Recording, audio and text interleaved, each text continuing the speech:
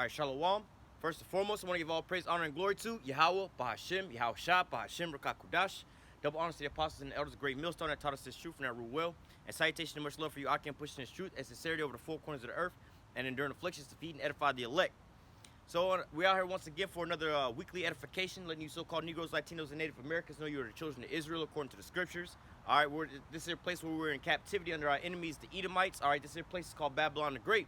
We're living in the last days, man. All right, major prophecies are taking place all around you. All right, you know you have, in fact, let me bring this here precept out. Give me 1 second.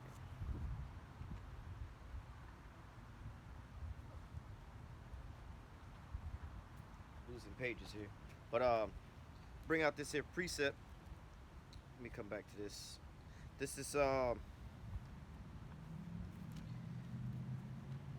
second. In the book of Matthew, all right.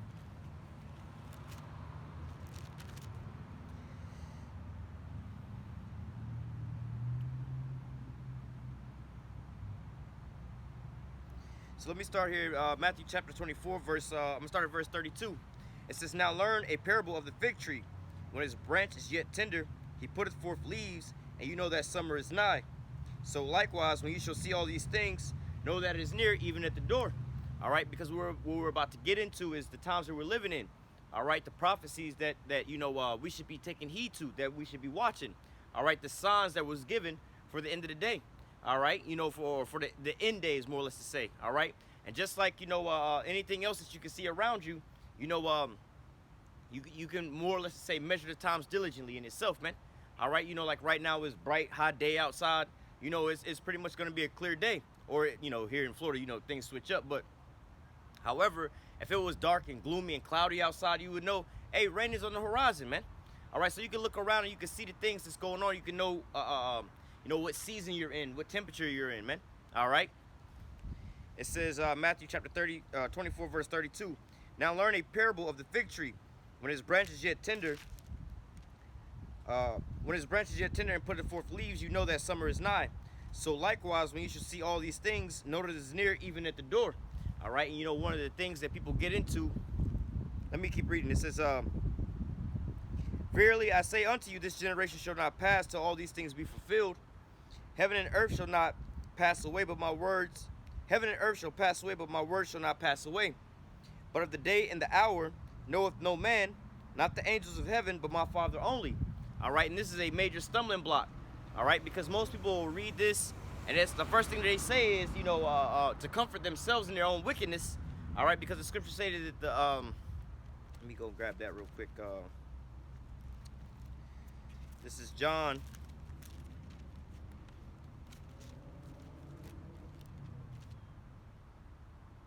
This is John 3:19. It says, "And this is the condemnation, that light is coming to the world, and men love darkness rather than light, because their deeds were evil."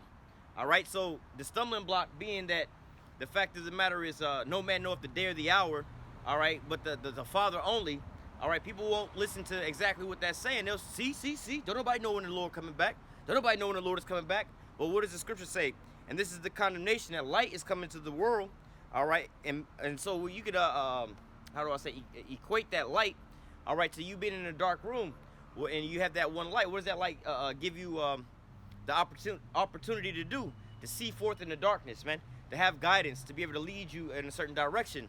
So this light being equivalent to the truth, all right, to guide you through the times that we're living in, like the scriptures say, wisdom and knowledge should be the stability of our time.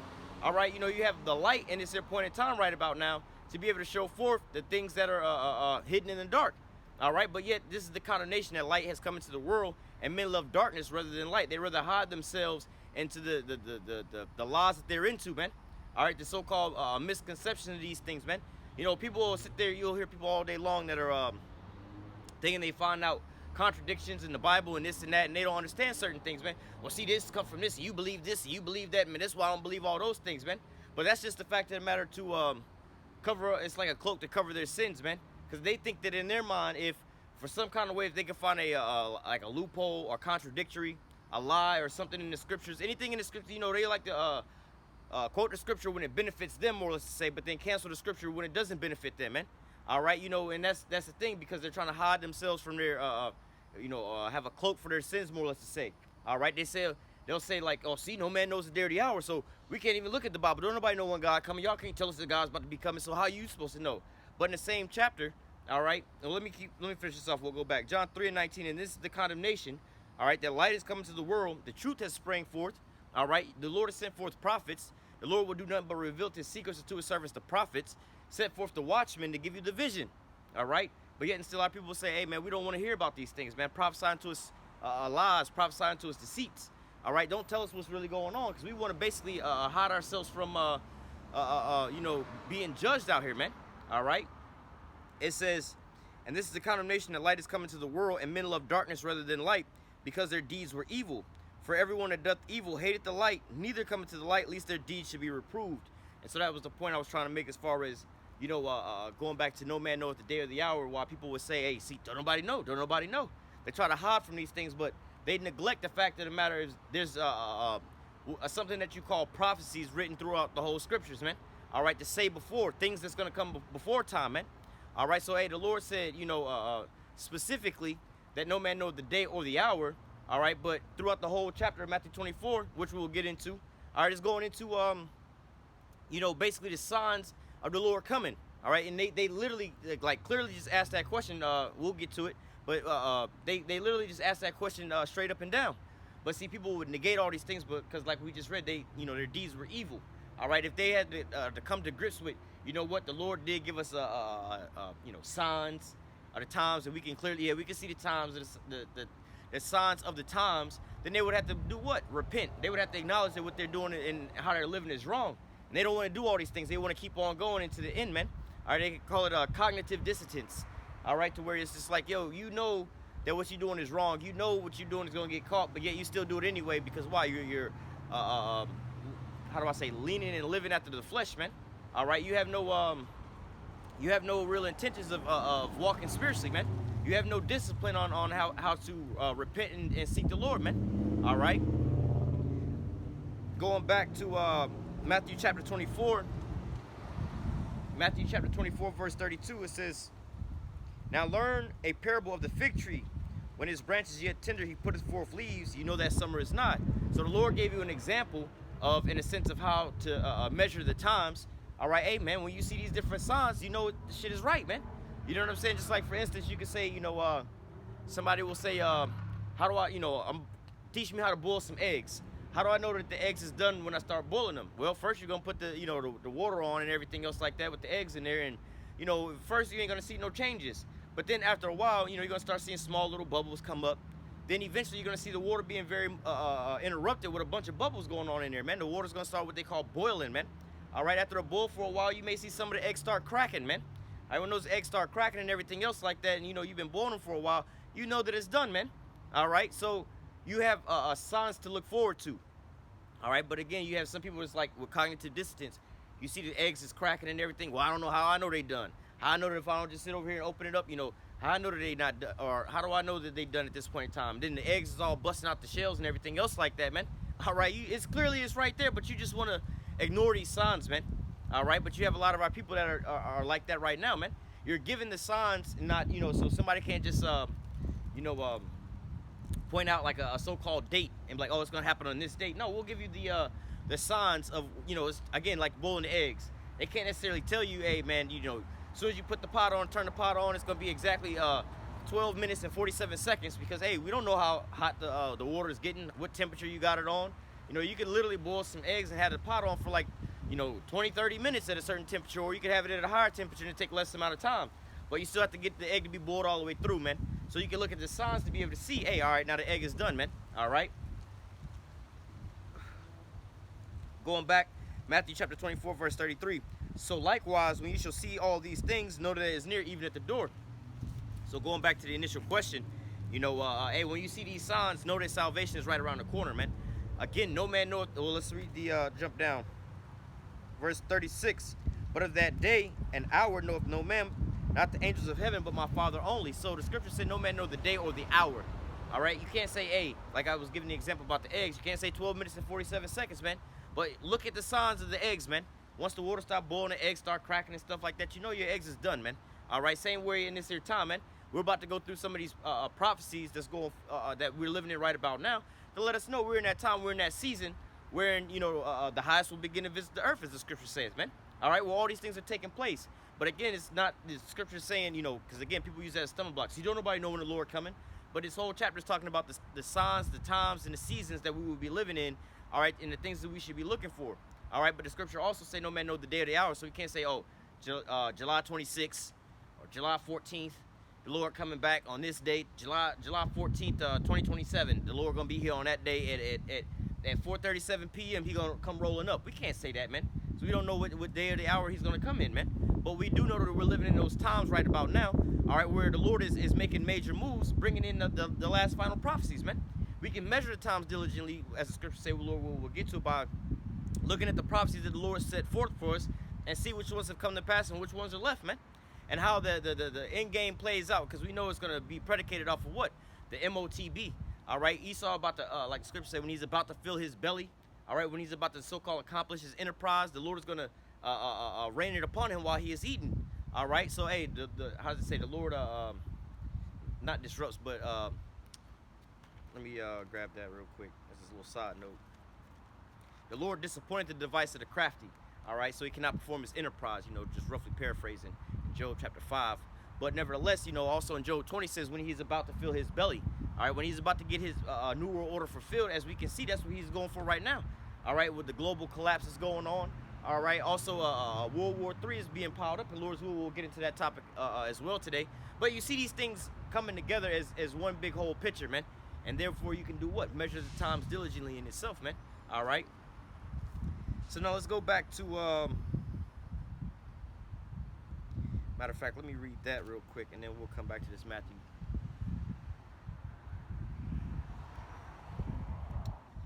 This page is all torn up because I read this every week. Let me actually read that in the phone, because like I said, that page is quite ripped out. So like, give me 1 second.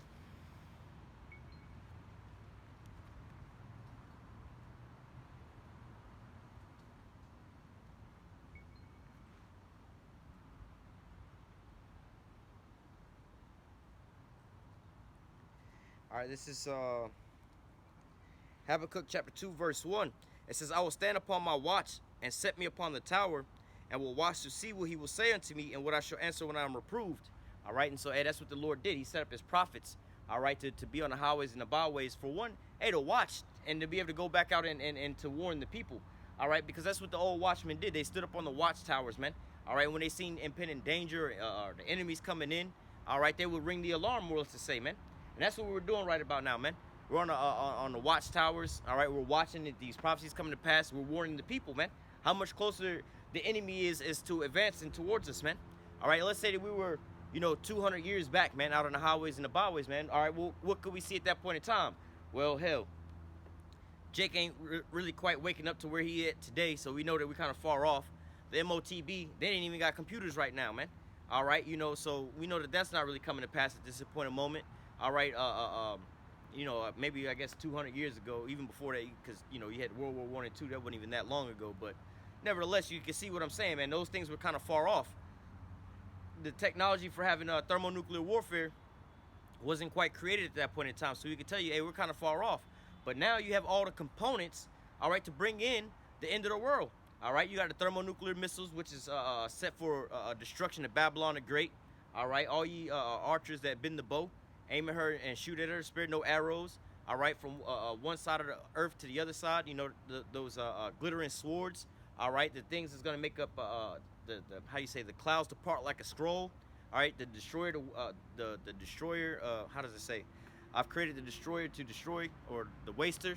All right, but hey, these are the weapons that the Lord has created. The Lord said, I created the smith that bloweth the coals, that bringeth forth the instrument of his destruction, roughly paraphrasing. So all these things, there was a time and a point and a place for these things to be created and for these things to be used. And guess what? Looking at the things that was spoken of beforehand, they're all in play right now, man. All right, you have the Valley of the Dry Bones, Ezekiel 37 coming to pass, as far as what? Jake on the highways and the byways, prophesying. Now you have an exceedingly great army of Jakes waking up into this here truth, calling on the name of the Lord. All right, that vibration is being put back into the earth. All right, Esau's being exposed, the son of perdition. All right, all his wickedness and things is going forth. All these things are coming out to the forefront right now, man. All the nations are pointing them out and saying, is this the man that made the nations to tremble, that destroyed the earth? All right, all the other nations are saying, are thou become weak as we right about now? All the nations are preparing themselves for war at this point in time, man. So you're seeing all these things coming together for the bigger picture to fulfill what? The end-game prophecies, man. All right, and we know that, you know, again, this is pretty much predicated off of what? The MOTB. All right, when he goes and start putting in that chip where no man be able to buy or sell save he that have the mark. All right, this is going to be the end-all be-all for this here, Esau's ultimate game plan, man. All right, and as we're getting closer and closer and closer to the final day, man, you know, how the scriptures say, it's going to be a day like never before since there was a nation on the earth, even into the same day.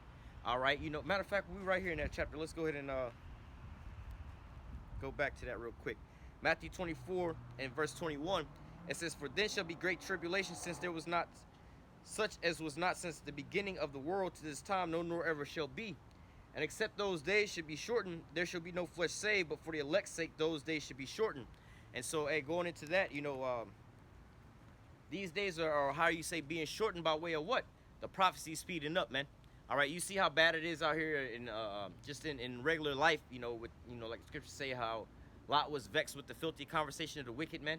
Talking about these people and everything else like that, man. You got wickedness on a whole high level right about now, man. All these demons walking around just festering, just being straight demons.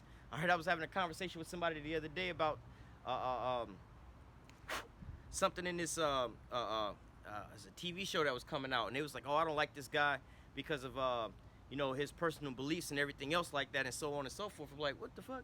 I was asking about the damn TV show. This guy just so happened to be in it. What is his little so-called personal beliefs? Oh, he believes in this, this, and that, and he's not with the community and everything else like that. So we got to get rid of him. I'm like, well, damn, ain't that the opposite of what y'all saying these people doing? I'm like, I wouldn't have known about his so-called religious beliefs until, you know, you guys with y'all little story come up with the so-called cancel culture, man. But the irony of it is you talking about how bad this guy is towards your so-called group of people. It ain't even your group of people, but people that you say, oh, well, they over here hating on a community and stuff that they gotta cancel them. Like, bro, you're just being a damn demon because you're accusing them. You're saying that these people are doing what the hell you're physically doing. But nevertheless, hey, man, this is what we have going on right now. You got just a bunch of damn demons out here, man. All right, just out here festering. Like, what kind of, like, this is what we doing now? But, hey, you know, as far as being the men of the Lord, the funny part about it is that the fact that you have these people that's out here calling us out for being such a wicked people on the earth. But then look at your politicians, man. Look at these people that you have over top of you, man, these elites and everything else. Look at what they in the news for right about now, man. Having their own islands and airplanes just to do straight wickedness for, man. But yet they call us out saying that we're the most wicked people in the world. We doing this and that, man. And, hey, man, the only thing that we have to our name is what? Some traffic violations, seatbelt violations, you know, some petty shit like that, man. All right, you know, but yet and still they paint us as the big bad villains that we need to be canceled. But lo and behold, you got, you know, people who create wars, all right, smuggle drugs, release biochemicals and things like that, round up massive amount of kids and fly them all over the place and do all kind of abominations to them. These people get to walk freely, man. You go and you vote for these people to be over top of you, man.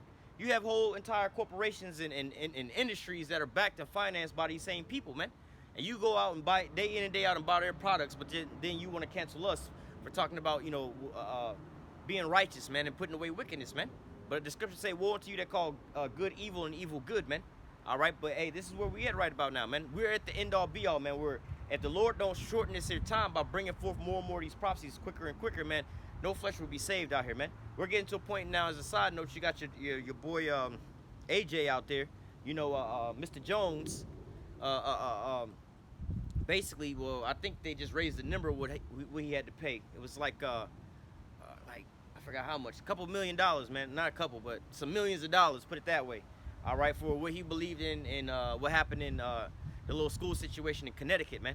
All right, but nevertheless, the thing is hey, this is what this man so-called believed in, or what he thought about and what he talked about, man.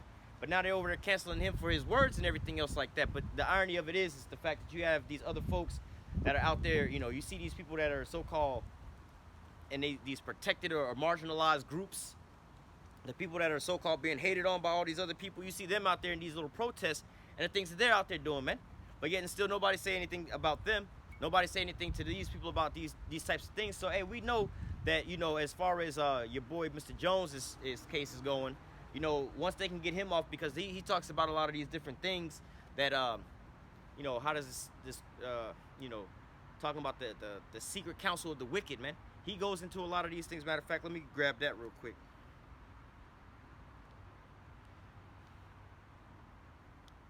This is Psalm 64.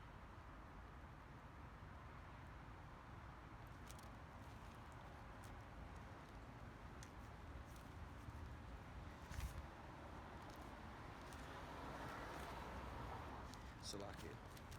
All right, here we go. Psalm 64. And let me just start at the top. It says, hear my voice, O Yahweh, and my prayer. Preserve my life from the fear of the enemy. Hide me from the secret counsel of the wicked, from the insurrection of the workers of iniquity. All right, now, hey, look, you know, we have the secret counsel of the wicked. We know ultimately that, you know, and it's all a part of prophecy, but as far as the famine of the word coming into play, man. All right, we know that what Esau's trying to do is to silence the prophets, man. All right, because look, the word of the Lord is coming out, man. Jake is waking up. Esau's going down. You know, that great fear fell upon him. All right. Like the scripture says, he stood in the face of those that oppressed him with great boldness. This is Revelation 11:11. It says, and after 3 days and a half, the spirit of life from Yahweh entered unto them, and they stood upon their feet, and great fear fell upon them which saw them. All right, so hey, and who was that saw them? It would be the elites. All right, because hey, the regular everyday people, they see us, man. All right, these people walk by, they ride by, they drive by, they see us on the news, see us on the internet, and they just keep on moving, man. They just think we out here bugged out, man. They don't know what the hell to think when they see us. You know, some people do. They you know, that vibration. We've been out here for quite a while. That the vibration is different now. But you know, a lot of people still just ride by. All right, they just see us and think, oh, they bugged out. Maybe they Muslim or something like that. You know, they be like, whatever the hell these people got going on, that's on them. But hey, you know, Esau knows. You know, these elites, they know. All right, this is why they out there. They watch our pages. All right, they shut down certain videos when they start talking too much truth on there, man. All right, when they just clearly caught up, you know, everything is the truth. But when they're fully exposed to certain things, it's like, man, that was too digestible for people to digest. We got to go ahead and cut that, man. All right, because they just made it clear. But hey, these people are, how do I put it? The great fear is falling upon them because, wow, they're being exposed for who they are, man. All right, and this is what they have to do is to what? You know what? We got to, what they call controlled opposition, man. All right, if it was just clear as day, we could just keep pointing out certain things, just like, you know, how the prophecy goes. And you can't hide these things, man. But what you can do is try to use controlled opposition to control the people's minds. So, hey, you'll say the things that we're saying. What you'll do is you'll find somebody else like Mr. Jones and have him say the same things that we're saying, but then throw a curveball in there some kind of way. You know, let's say he's saying exactly the same thing that we're saying, but then all of a sudden he believes in Dungeons and Dragons and Pokemon and shit like that, right? Oh yeah, the Pokemon are real. I got a Pokemon in my backyard. He be digging up my yard and shit. People will look at him and be like, man, this guy's bugged out. He believes there's a Pokemon in his backyard, and this is one of his talking points. But his other talking points is he believes the same stuff that they believe in. And so what are people gonna do? They'll be like, oh, y'all sound like that dude, Mr. Jones, who be believing in the Pokemon. Y'all all crazy, man. You know what I'm saying? And then it's controlled opposition. But yet and still, this is what you have going on right about now, man. All right, look at a lot of these people that's you see in Hollywood and the music industry and things like that, who wind up coming out and exposing what they got going on. But then all of a sudden they throw in one or two little things in there, and then people don't want to hear nothing that they got to say, man. Like your boy Michael Jackson, for instance, man. This guy was a very smart man, buying up half of Sony, exposing these record companies and things like that they did. What did they do? Involve him with something with children. All of a sudden, don't nobody want to. As soon as you bring up his name, it's the buzzword. Oh, he be dealing with them kids. You believe anything? You still listen to that? You still do this? You still do that? All right, but getting still, you know, or your boy R. Kelly, man. All right, as soon as you bring his name up, oh, you must be trying to deal with them little girls and stuff. Well, homeboy didn't really get a. He ain't like when he got found guilty or whatever it was racketeering.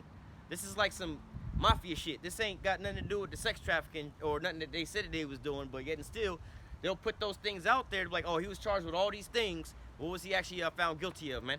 But see, we live in a TikTok culture right now where 30 seconds, man. You only got 30 seconds to get it, man. So what you gonna do? You're gonna read the headlines. R. Kelly found guilty. You'll never read the story to see what he was actually found guilty of. You know what I'm saying? You'd be like, yo, you could throw 100 charges at him about all these sexual allegations, and then he actually get charged with unpaid parking tickets. And now he in jail for that, and they'd be like, R. Kelly found guilty. And then they're like, well, see, he went to jail. He must have did. He was on trial for this, and they said he was guilty. But you never read that this nigga is in jail for unpaid parking tickets. Not saying that that's what he in jail for, but you know, when you actually look it up, the niggas in jail for like racketeering and stuff like that. Shit doing with money. All right, not women, but hey, this is what, you know, this is the type of how do I say, mindset and mentality that these people have, man. All right, so when it comes to tying us to these people, again, it's controlled opposition, tying us to these certain people and these talking points and things like that, man. Oh, y'all sound like these folks. Y'all sound like, you know, they call it how you say, well, we'll word it this way, to basically to agree. This is the definition of the word, to, for two or more people to agree, all right, and to commit a crime. All right, they over there, we would say, hey, they over there plotting on me, right? You know, they over, the ops is over there plotting on me. There's a different word for you to go out there, because they might take this down. But anyway, they just had really talking about the UN, talking about somehow, you know, we, like the global elites ain't no bad guys. They ain't doing none of this and they ain't doing none of that. Now, why the fuck would they have to say something like that, man? All right, because, hey, the Spirit of the Lord is on their ass right now. Matter of fact, let me go ahead and read that, and we'll come back to that Psalms 64. It's funny they had to say this in the UN, or about the UN. This is 2 Thessalonians.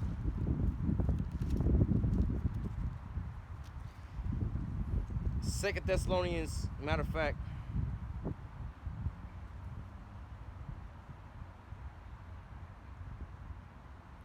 I'll just read both verses. 2 Thessalonians chapter 3, or 2 Thessalonians chapter 2, verse 3, it says, let no man deceive you by any means, for that day shall not come except there come a falling away first, and that man of sin be revealed, the son of perdition. All right, so hey, the end is not going to come until what? The son of perdition be revealed, man. All right, and this is the point in time. This is why, again, you know, let me read the next verse, verse 8. And then shall that wicked be revealed, whom the Lord shall consume with the spirit of his mouth and shall destroy with the brightness of his coming. Now the Lord destroying them with the spirit of his mouth is going into what? The prophets. The prophets are going in and revealing these things by speaking them forth and exposing them. Hey, this is who Esau is according to the scriptures. This is him out here on the earth, man. This is this here place. You trying to find out where Babylon the Great is. This is that, man. All right, you know, and so, you know, they try to stop these things and say, hey, we aren't the bad guys. I was talking to somebody the other day to where they was talking to, you know, one of their neighbors, and I believe that they're in, like Virginia or something like that. And, you know, they was talking about, you know, the military and stuff that's going on. They, you know, they just kind of waking up to this thing. And so they was talking about the Nancy Pelosi thing in Lawrenceville. We'll get into that. And they was just going in on that and asking some questions, you know, just like kind of being newly into this here truth, but on fire about it. So they, you know, asking and trying to talk to everybody about this. And like, hey, you got to watch it, man. You know, you sent forth the sheep among wolves out here, man. All right, so you gotta watch out before you get devoured. But they was talking to these people, and they was like, yeah, what Nancy Pelosi over there doing, and this is now. And these people say they don't want you over there. You gonna go over there? You about to start World War III and everything. And now the person they was talking to, you know, being a ex-military for so many years and everything else like that, like, man, you don't know what you talking about. Ain't nobody gonna do nothing. America can go anywhere they want to go do whatever they gotta go do, and so on and so forth, right? And you know, that kind of caught them off guard, but. You know, speaking into this here scenario, it's like, hey, man, yeah, you know, America was like that at some point in time, but, you know, now, you know, things is about to change. But I understand why this here person would make these statements and things like that, man. But I told this here person in particular, I was like, look, you can't go out and start talking to any and everybody. You know, like scripture say, don't cast your pearls before swine, all right, because you don't know exactly who you're talking to, man. All right, and these people are like, think about them from their perspective, man. They've been in the military for so many years that they're retired from this. And they talking about some, oh, well, they go to church, they should know. Like, look, just because they go to church don't mean that they righteous, man. In church, they're not telling you about prophecies. They're not telling you who you are according to the scriptures. Look, this is about the Israelites, man. The Lord's coming back for the elect of the Israelites, man. That's a certain race of people. Just like in Egypt, man. Well, hey, look at the Egyptians. The Egyptians, you know, first of all, being saved at that point in time was predicated off of what? Your race, if you was an Israelite or not, right? Then you had to, you know, abide by what the Lord said. Put the blood over your doorpost, man. But if you was an Egyptian and you did that wasn't working out for you, man. All the firstborns was of the house of Egypt out there, man. All right, so, hey, you know, you had these things going on at that point in time to whom? The Israelites. Now, second of all, I was like, you got to think about this. They in the military. Now, if they was in church and thinking about these things and really being revealed, like in church, they're not telling you that America's Babylon the Great, because then they would have to come to terms with, all right, so look, I go to church, I believe in the Lord, I found out, you know, and I'm in the military. Right? Now I'm reading the scriptures, and I know the truth about the scriptures now, so I done found out, wait a minute. So you telling me that America is Babylon, which is the bad place, and these people that's running Babylon is these evil people, and the military of Babylon will be the world's most wickedest military in the world, meaning that I'm a soldier in the world's wickedest military in the world, and I'm not doing good for the people, because my whole time y'all been telling me we saving lives, we spreading freedoms and democracy, we doing good things unto people, but now you telling me, well, I'm a part of the world's wickedest military, upon the world's wickedest group. That means what the hell am I going to church for if I'm not going to be saved? I'm over here doing wickedness. I'm the one promoting wickedness in the earth, man. So people are not going to come to grips with this. We just read it a little earlier. They don't want to come to the truth. Well, first of all, they Edomites. I believe the person they was talking to was an Edomite. But even if there was a Jake, they still in wickedness, man.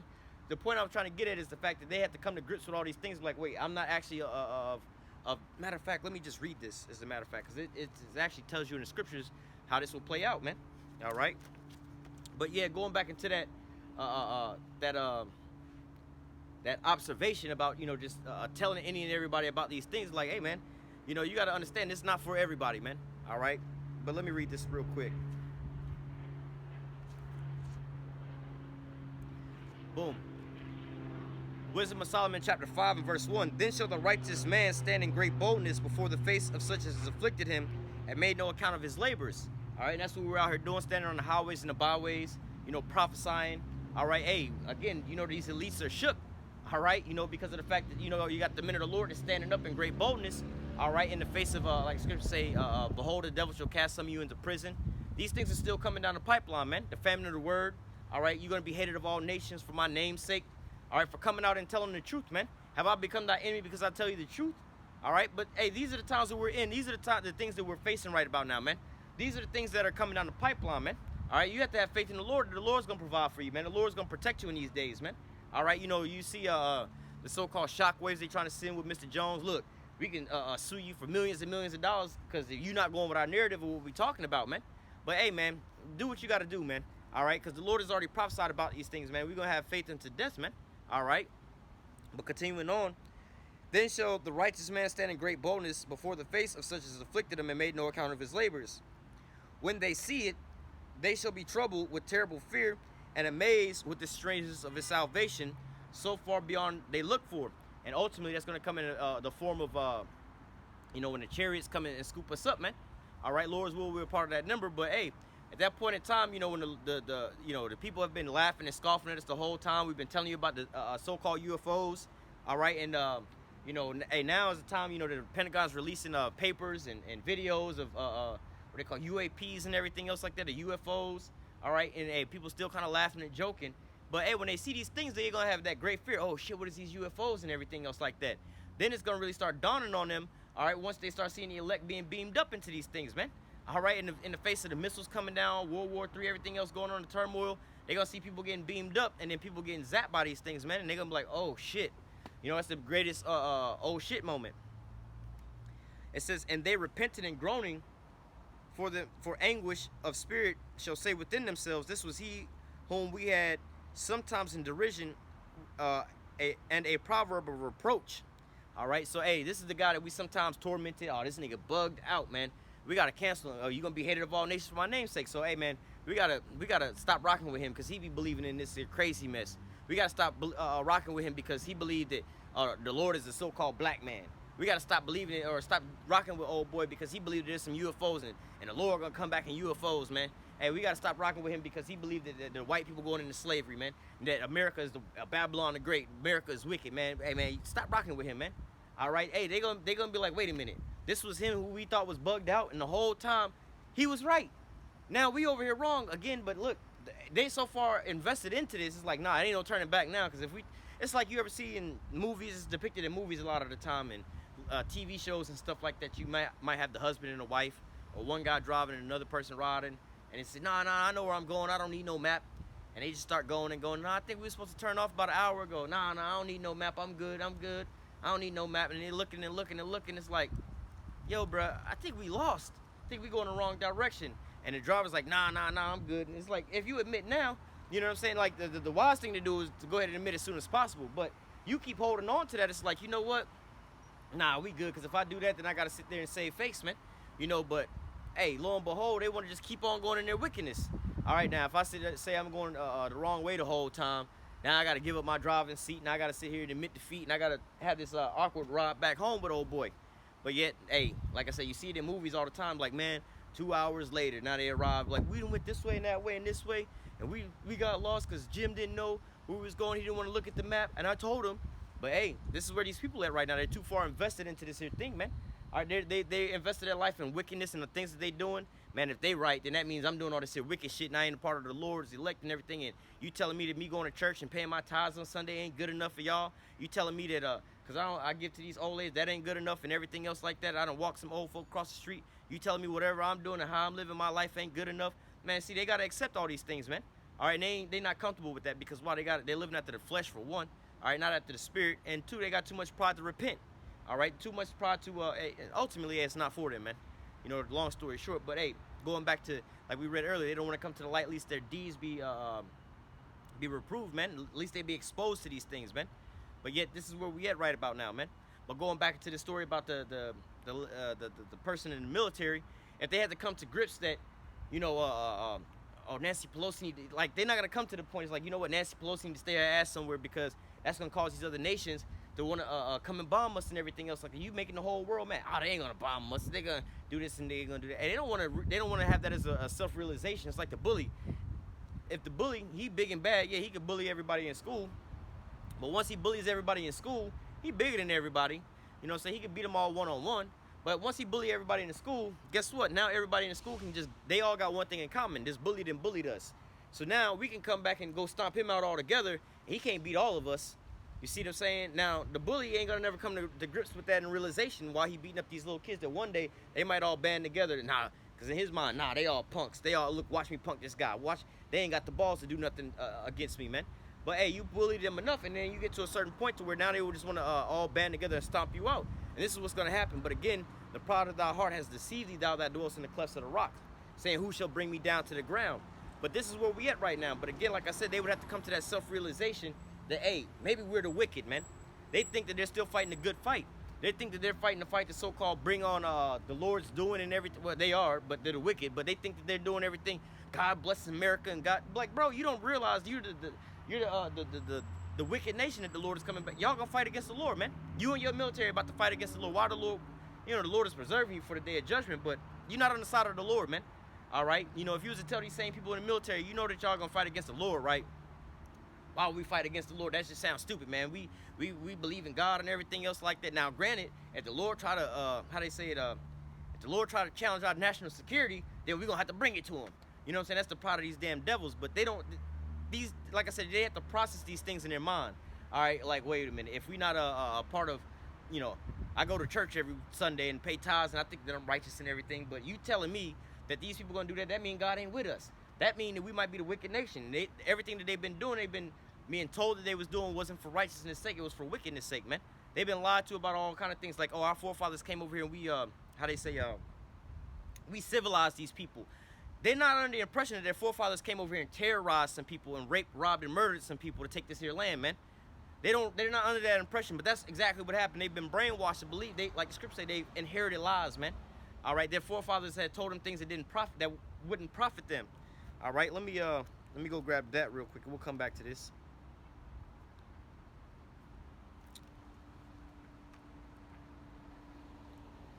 This is in the book of Jeremiah, chapter 16. If I can get it.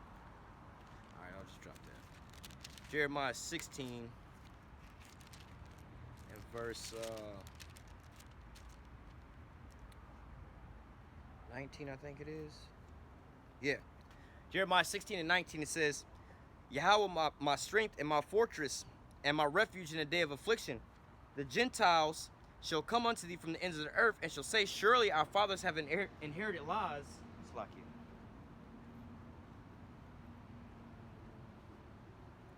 it. It says, surely our fathers have inherited lies, vanity, and things wherein there is no profit.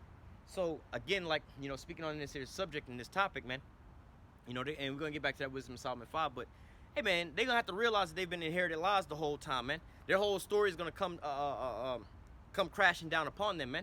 Again, they're under the perception that everything that they're doing is in righteousness' sake, man. They're under the I don't know if you've ever seen that movie. It's a movie called what was that movie called? Sicario. All right, where it was like you had to watch that movie a couple different times, try to figure out who the good guy and the bad guy. But the girl Kate was in that position. She was trying to figure out what the hell she was on the mission for. If they was going to go, she was under the impression she was going to go stop so-called cartels and drug dealers and terrorists and shit like that. Come to find out that they was the damn terrorists the whole time, and she had to, at the end, you know, you have to watch them. It's a real good movie. But this is the same wake-up call that these damn Edomites is getting right about now, man. Surely we've inherited lies, man. Surely our forefathers lied to us about these things, man. Like I said, man, they're under the impression that their forefathers came over here and fought for this land, got this land righteously, and they civilized the world and made it a better place. But they don't realize that, hey, death and hell follows everywhere that they go. They was created to take peace from the earth, man. Their forefathers was nothing more than rapists, robbers, and murderers, man. The forefathers had slaves. They were mass murdered. They genocided a whole nation of people and enslaved a whole nother people, man.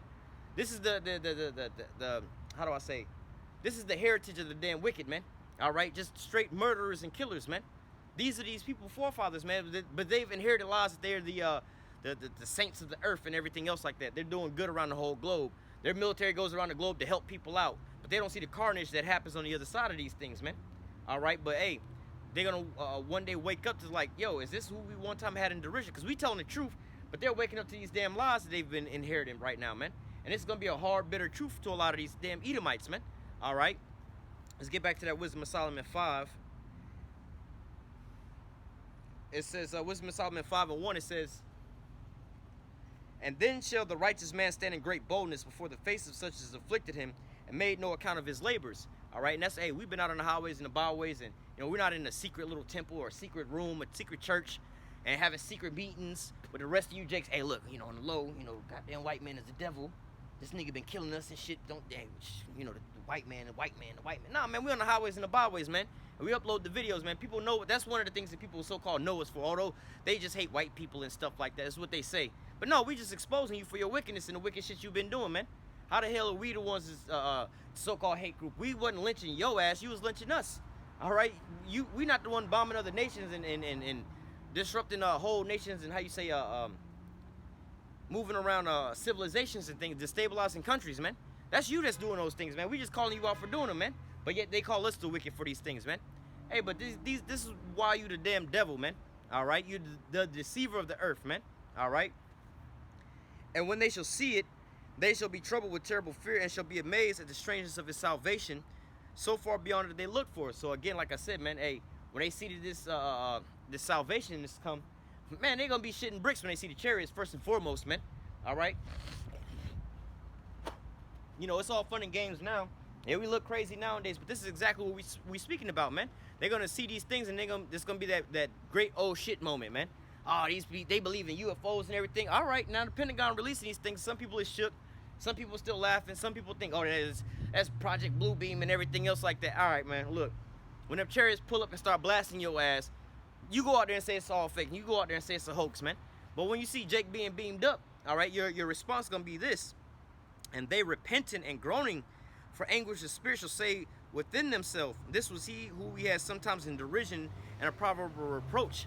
So as, you know what I'm saying, they seeing these chariots pull up, you know what I'm saying, they're going to be having that oh shit moment. They're going to shit in bricks. Their stomach going to be in a knot, right? That's going to be the first moment, the first feeling they're going to get. Oh, their stomach is in a knot. Oh, this is crazy. This shit is nuts out here, man. But then when they see Jake getting beamed up into those things, you know, the Jakes is on the highways and the byways and these so-called, what they call it, the towels and the dresses and these weird garments, these quote-unquote Muslims, these bumalites that they call us, all these things that they have in their minds when they say about us, right? When they see us getting beamed up, Lord's will, we were part of that number, they seeing us getting beamed up, and then they getting zapped. You know, you might be right there beside one of their little dirty-ass Edomite asses or whatever, and all of a sudden he gets zapped, pow, and you get brought up, and you see that laser beam tracking and start blasting other Edomites and shit. They're going to be like, oh, shit, I'm scared. But then the second was like, wait a minute. How the fuck did he get up in there and we not getting up in there? Like, what's going on? Then it's going to come into them. Everything's going to hit like a domino effect, man. They're going to be like, but I done went to church every Sunday, man. I done paid my tithes. I was a supporter of the military. I was doing this. I voted for so-and-so. I was patriotic. I did all these things. How could this happen? God bless America. How come these things are happening to this here place? What's going on here? But hey, they're gonna wake up to that realization that hey, they was a part of the wicked the whole time. They're gonna wake up to the fact that hey, let's read it. Verse 4 says, "We fools it says, we fools accounted his life madness and his end without honor. So that's gonna be like, oh, their stomach is in a bunch. Then they're gonna be like, oh shit, man. We thought that he was wicked. We thought he was bugged out. Come to find out, they bugged out, man. So like going back to, like I said, the person that was speaking to this other person in the military and things, they're gonna be having a moment to where it's like, yo, oh, America can't do this and that. The military, ain't nobody gonna do this and do that to America, and we can do whatever we want to go do. What these nations gonna do? But once they get on that news or they get that alert on their cell phone, incoming thermonuclear missile attack, take cover. Bam, bam, bam, bam, bam. Their stomach is gonna go into a big ass ball, man. They're gonna think that they'll never see war. They're gonna be you know, we can grab that as well too. They'll think that they'll never see these things coming into their life in their lifetime. But at a moment, in a minute, in a day, in an hour, all these things are gonna come to naught, man. All right, Lords, we'll grab that next. But hey, they're gonna have this here mindset, like nah, we just proud, man. Like the scripture say, man, let me go ahead and grab that. But let me finish this off. Wisdom of Solomon 5:4 says, we fools accounted his life madness and his end without honor. How is he numbered among the children of the Most High, and his lot among the saints? Therefore have we erred in the way of truth, and the light of righteousness have not shone unto us, and the sun of righteousness rose not upon us. So hey, they're gonna be wondering, hey, how is he numbered among the children of the saints of the Lord, man? How is we? But look, bro, he ain't nothing but a nigga out here, man. This that bugged out ass bummer like nigga that be out there on the highways and the byways preaching and screaming into the camera and reading his little Bible. He believe in this. How is he righteous, man? How is he going on? He don't even go to church, man. He don't even pay tithes. He don't pay taxes, or he pay taxes, but he don't pay tithes to the church and the deacon. The deacon need a new $400,000 chain, man. We're here week in and week out in these churches and singing our psalms and everything else. And we'll never see him in there, man. What's going on with these things, man? They counted our lives as madness, man, and our end without, or you know, our life without honor and everything else like that, like as if we're insignificant in the eyes of the Lord, man. But they don't realize what we're doing is something major unto the Lord, man. Calling upon his name, turning his children back unto him, man. Telling them to repent, man. All right, coming back into the law, statutes, and commandments. This is a major thing in the sight of the Lord, man. You go into those pork chop eating pastor churches on Sunday, man. They ain't, again, like the whole scenario, like I'm telling you about now. You know, speaking to this person that's in the military, that's a so-called Christian, go to church week in and week out, but they don't even realize they was a part of the world's most wickedest military, man. They was a part of the devil's army, man. They working for the damn devil. They supporting this. They're praying for the devil's kingdom to stay in power, man. They don't realize that they're praying against the Lord and his saints. But this is going to be that oh shit moment one day, man, when they wake up to these things.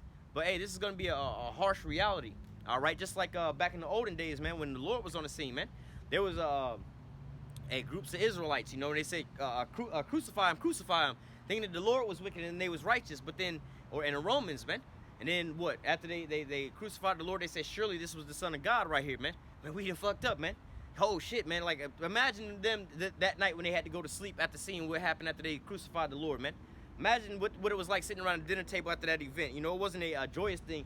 Yeah, we put that wicked nigga to death and blah, blah, blah. We gonna show him that we righteous and everything. Nah, man. They was probably sitting down at the dinner table after that, like silent as hell. Like, man, I ain't even hungry no more, man. I don't even know what's gonna happen to us today, tomorrow. I know we gonna get it. I just don't know when it's gonna come from. You know what I'm saying? It's gonna be one of those types of moments, man. All right, you seeing the elect getting beamed up, and you still down here amongst all this torment and torture and everything else like that.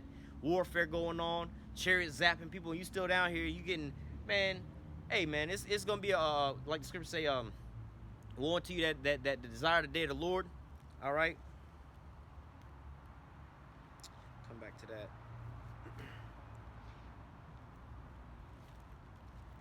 This is Amos 5:18. It says, woe unto you that desire the day of the Lord. To what end is it for you? The day of the Lord is darkness and not light. All right, that's what it's gonna be like, man. All right, and hey, this is gonna be the conditions that you're gonna be in. As if a man did flee from a lion and a bear met him, or went into the house and he leaned his hand upon a wall and a serpent bit him. All right, so hey, man, you might be in that point in time where you're starving, and all of a sudden, you know, people from the neighborhood is kicking down your door, or kicking down the doors down the block, coming around. They looking for food, you know, the little local band of thugs, and you start running from them. All right, you get off on one end on them, you break loose, you break loose on their ass, and you hide this other way. Then all of a sudden, like troops start rolling up on your ass, man. Martial law troops, government troops, and everybody else like that come on one side. You know, let's say the American military coming up on one side, and then you have another invading army coming on the other side looking for your ass. You break loose from them, and you break loose from them, and you just like, oh shit, I done got away from the thugs in the neighborhood, the military on this side, another military on that side. All of a sudden, the UFOs pop up and get you in that spotlight. Bam! Like, oh shit, man. You know, it's gonna be, you know, back to back. You know, like I call this scripture the Final Destination scripture, man. All right, because you think you've escaped one thing, but hey, man, you didn't hopped out the how they say, out of the pot, or out of the pan and into the fire. You know, you didn't jumped out of one thing and made it even worse, man. All right, you didn't jumped out of the you know, one bad thing into an even worse thing, man. So this is what it's gonna be like when these people have that oh shit moment, man. They're gonna be thinking, you know, all these things are gonna be hitting them all at one time, and they gotta have to come to the realization that, oh man, we wasn't righteous, we wasn't of the children of the Most High, we was this and that the whole time, like these people in the military. Oh, let's go ahead and read that real quick. And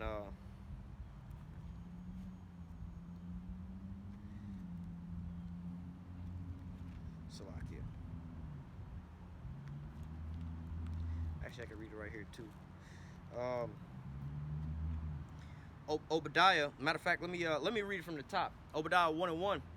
The vision of Obadiah, thus saith Yahweh power concerning Edom. We have heard a rumor from Yahweh, and an ambassador is sent among the heathen. Arise ye and depart. So like, arise ye and let us rise up against her in battle. All right. Behold, I have made thee small among the heathen. Thou art greatly despised. And this is the time frame that we're living in right now, where Esau is being made small among the heathen and greatly despised, man. All right, because these other nations are looking at America and calling America out for their wickedness, man.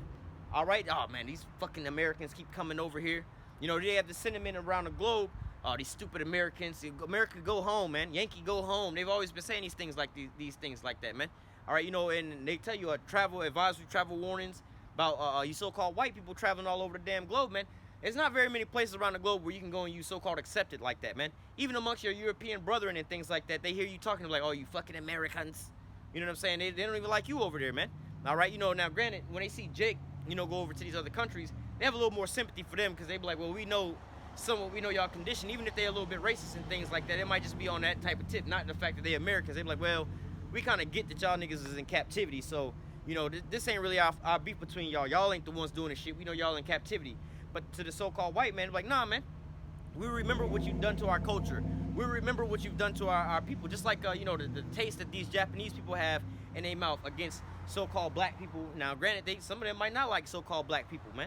But then again, the taste that's in their mouth about you so-called white people, are like, yeah, we remember that y'all dropped them bombs on our foreparents, man. We remember these things, man. So, nah, we you know, yeah, they so-called under this, what they call it, an armament deal, like a, where they can't have an offensive military, more or less. They can have a defensive military, but for defense, but not offensive. But that's the position that they put Japan in. All right, but hey, these people remember and they know about the things that you've done, and guess what? They still have that sour taste in their mouth, man, about you, man. You're greatly despised or hated by all these other nations. They like, look, man, can't stand this nigga, man. I can't wait for this nigga to go down, man. They all planning and plotting on you right about now, man. All right, they all waiting for you to fall out of power. But let me grab that in, next after reading this. It says, the pride of thy heart has deceived thee, and thou that dwellest in the clefts of the rock, all right, whose habitation is high. So thou that dwellest in the clefts of the rock.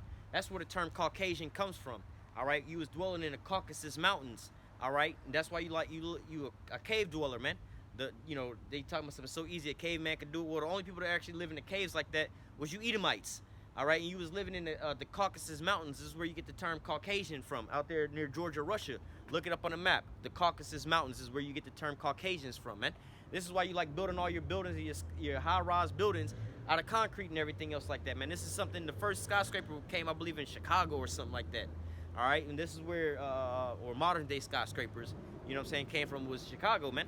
All right, and done by the Edomites, and now they're all over the whole damn globe. But this is Esau to the T. Like to live in them high-rise penthouses up on the top floor, so he can look down upon everybody else, man. All right, this is the thing of Esau's doing, man. Thou that dwellest in the clefts of the rock, whose habitation is high, who saith, it says, the pride of thy heart has deceived thee, thou that dwellest in the clefts of the rock, whose habitation is high, who saith in his heart, who shall bring me down to the ground? All right, so hey, this is his tone and his voice, man. Like the person in the military was saying, nah, man, hey, man, you tripping. Ain't nobody gonna do nothing to America. Ain't nobody gonna do nothing to America. We gonna keep, Nancy Pelosi can do whatever that she wanna go do, man. These Americans can go do whatever they want. And yeah, according to the scriptures, they take peace from the earth, man. All right, everybody was gonna be bowing down into America at some point in time, man. But there was gonna be a different point in time where America was gonna be greatly despised amongst the heathen. All right, where the nations are gonna be looking at America saying, "Art thou become weak as we?" And there's gonna be a certain point in time where these nations are gonna start banding together to actually shoot their arrows at America, man. It's gonna be a point in time where you know, these people are gonna be looked at as the enemy, man. All right, you know, they're gonna also say, let me grab that because I didn't about quoted it twice, and we'll come back around. I got a couple precepts in mind that I want to get to, Lord, so we'll get them. Isaiah 47.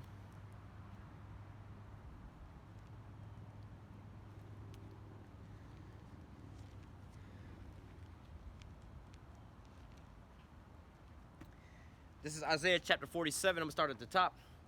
It says, come down and sit in the dust, O virgin daughter of Babylon. Sit on the ground, there is no throne, O daughter of the Chaldees. All right, so, you know, this is talking about Babylon the Great. All right, this is the Babylon that we're talking about. You know, you had, you know, Babel, where you had, what you call it, the Tower of Babel and everything else like that. You know, you had Babylon, like modern day Iraq. All right, but then you have Babylon the Great. All right, you know, and the scriptures clearly tell you about the differences. This Babylon is going to be completely destroyed by thermonuclear fire, man, where nobody's going to ever inhabit this place again. All right, now you can go back in time. You can go find, like, you know, like I said, modern day Iraq. It's still inhabited today. They said Arabian would not pitch tent there. So that's not the place that it's talking about, man. This is Babylon the Great, man. All right, where all the wickedness is coming from out of the whole earth, man. All right, and some people say, oh, well, you know, especially with the new China stuff coming up, oh, we don't know if America is Babylon or if China is Babylon or if Russia's Babylon. And I'm like, well, look, check this out, you know, or not Russia, but China or America's Babylon, because China got all the trade and China run everything. But look, China ain't over here putting sanctions on other countries and things like that. Like you have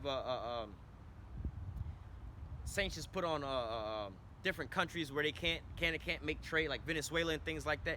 China ain't really doing that. I mean, China's putting sanctions on Nancy Pelosi. You know what I'm saying? It's little small shit like that. But China ain't really stopping nobody like that, man. China ain't really invading nobody and going to war with nobody. China got little skirmishes like with India and stuff like that. But they not over there taking over no goddamn lands or nothing like that, man. America's the one that's got they damn foot up in everybody's ass right now, man. All right, America's the one telling these people, hey, look, y'all can't do this, y'all can't do that. We're going to sanction y'all, and if any nation trade with these folks, it's going to be on and popping, man. That's what America's doing, not China, man. All right, America's got this military that's inside of, you know, in the last 20 years, what nations and countries did China invade, man, and take over? And then you're like, don't worry, I'll wait. And in the last 20 years, what nations did America wind up invading and you know, conquering, man? You'd be like, man, I can't even, you know, you start naming some and you're like, oh, fuck, I forgot about them. I forgot about them, too. I forgot about them. They still over there with them right about now, man. So you can see who's the oppressing, you know, like Isaiah 14 say, he that,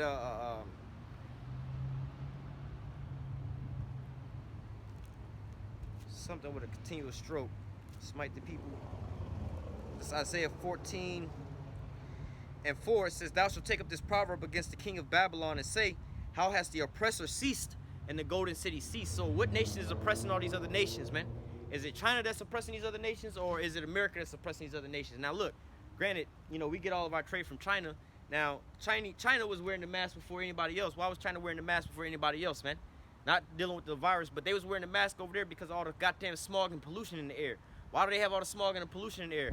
Well, because we didn't sold all of our manufacturing over to there, so that we wouldn't have all these so-called pollutants over here, and it would just pollute over there. All right, so who in subjection in that situation, man? America put them in subjection to, hey, y'all go do our slave labor, not dirty work, man. You ever heard of the Chinese sweatshops? They don't have them over here in America, man. All right, because we got them in subjection. Y'all gonna make all our products for the low, and we're gonna tell y'all what we're gonna buy them for, man. All right. The oppressing city, the golden city. Verse 5, Yahweh hath broken the staff of the wicked and the scepter of the rulers. He who smote the people in wrath with a continual stroke, he that ruleth the nations in anger is persecuted, and none hindereth. So, hey, who smote the people with wrath with a continual stroke, man? All right, who's constantly invading other nations? Who's constantly going up and down in the globe that's over here taking peace from the earth? Who's over here telling these nations what they can and can't do, who they can trade with, who they can't trade with, man? Who's over here collapsing economies and overthrowing governments with their coup d'etats, man? Is it China or is it America, man? They always got in the news, China's hacking and China's doing this and Russia meddling with the elections and Russia's doing this. Hey, man, but who the fuck are they overthrowing, man, in the last so many years, man? Give me the last 10 years, who the fuck did Russia overthrow, man? Now, you can't bring out, oh, Georgia, Ukraine, those was their countries. First of all, like they just taking back the shit that was already done to them. You ask yourself, why did the USS fall? Who collapsed the USSR? Who collapsed Russia to begin with when it was the USSR? Who collapsed them and took away some of their countries from them? Was it Russia who just willingly just decided to wake up one day and say, you know what? We decided we're going to be smaller and let some of these states go and turn them into countries nowadays. No, it was America who did that to Russia, man. All right, just like if Russia was to come over to America and start a war with America, and at the end of the war, it's like, look, all right, so for now, Texas, California, Florida, Georgia, Louisiana, this is no longer part of America. They their own countries nowadays, man. You know what I'm saying? And all of a sudden, these states want to so-called go back to being in the United States, and they go back. I'm like, well, they didn't hijack them. They're the same fucking people, man. All right, you know, Floridians and Texans, they all so-called Americans, man. All right, even if they was to so-called succeed, like these are the same fucking people, man. They just call themselves out there a different land, but they still got the same, like, you know, so-called white folks from Texas. If they was to succeed and become, you know, the country of Texas, like they still got them red-blooded fucking Edomites, man. All right, they speak the same language, same culture, and everything else like that. They didn't just change the border. Same thing. So, hey, who did Russia go in and take and invade in the last 20 years, man? All right, if anything, in the last, what is it, 30 years or so like that, you know, from the 90s, they didn't got smaller, man. Same with China, man. Oh, look at Hong Kong, look at Taiwan, man. Like, that's all China, right? But, you know, fucking West, Europe, and America and them went over there and started, you know, taking over certain spots over there, man. All right, and giving them, they're going to be their own country nowadays, man. So, hey, man, who's the one taking peace from the earth? Who is smiting these nations with a continual stroke, man? Persecuting them out of anger, man. Oh, just because we don't like y'all, we're going to go. Hey, man, the whole scenario with Pelosi and all that, we're going to go over there because out of anger, man. We wish a motherfucker would do something. Now, I was telling the person, I was talking about the Pelosi situation, about this, like, look, that move that they pull is equivalent to, you know, police officer George Floyd and somebody like that, man. Hey, I'm going to go and tie this nigga down just because, and I wish this nigga would resist. I wish this nigga would tell me he can't fucking breathe, man. Stop fucking resisting, nigga. Oh, now I got the right to whoop your ass because this nigga said he couldn't breathe. That's what they doing to the Taiwan, China and them. You gonna go over there and Ukraine. These people saying stop putting guns in, like, answer the question, bro. Why are you arming these nations up on our border? Once these arms get over there, what you gonna do with these weapons? Who the fuck you gonna use them against? Oh, you gonna use them against us? So you want us to sit back and stand by and take this shit? Nah, man. How about you don't bring your ass over here, man? And then when you bring your ass over here, what, we can't say nothing about it? Again, this is like, you know, you're a correction officer, a police officer, or something like that. And as a police officer, you know, you just see Jake or something in his car walking down the block, minding his own fucking business. And because you're a police officer, you got a badge, you just walk up to Jake and you slap the shit out of his ass. And I wish he would say something, bruh. I wish he would flinch. I wish he would try to fight me back. I wish he would say something then. And the police knows, as long as he got that badge on, if you try to defend yourself, now he legally got the right, oh, he assaulted me. He assaulted me, but we're not going to say about the whole fact you just rolled up on some random nigga and slapped the shit out of him. Was he not supposed to respond? You know what I'm saying? What the fuck was he supposed to be doing? You know, what's your girl name was, forgot the girl name, damn, what was her name? Not Sandra Bland. The other girl, her and her boyfriend got shot up in the apartment when she was asleep. Damn. Anyway, it's been so many of these damn jakes that then got off by the police and shit like that. But anyway, you had this one chick, can't even remember her name. So anyway, it was like trying to claim it after the fact, and I watched a crazy documentary about the place where it happened and how the whole police department was corrupt, and they just be sitting there planting drugs on people and stealing drugs from the drug dealers. Like, the drug dealers even come out like, yeah, they stole my drugs. What the fuck I was gonna say? They said that they stole a smaller amount of drugs than what I was actually charged for. So fuck, if I tell on myself what I'm gonna say, I actually had more drugs than what they took from me, that's gonna make my charge even higher. So I mean, they kind of helped me out a little bit, but nevertheless. But anyway, going back to the spot where the chick she was in an apartment sleep with the boyfriend. They try to accuse them of being drug dealers and everything else like that. You know, the whole Nancy Pelosi thing is like that, man. You know, you go and kick in their door, or no-knock warrant in the middle of the night, kick in their door, you know what I'm saying, people sleep. The fuck you think they gonna respond, man? You entering into my private property, you entering into my house, man. Hey, if I got arms, I'm about to protect myself. I don't know who the fuck you are. It's a no-knock warrant. You didn't say police, knocking on the door, wait for us to answer the door. You just came, boom, kicking in the door and shit. Of course we gonna start shooting at y'all, and then y'all gonna start shooting back. Oh, we had to kill them because they started shooting at us because we technically broke into their house, man. So, what you got going on with Pelosi and them, man? They over there in other people's countries and shit like that. But then this is what happens, man. You provoking them, man. All right, persecuting these nations out of anger, man. You want them to strike back just so you have a reason to provoke them. Matter of fact, there's a let me just read a little bit of this here article.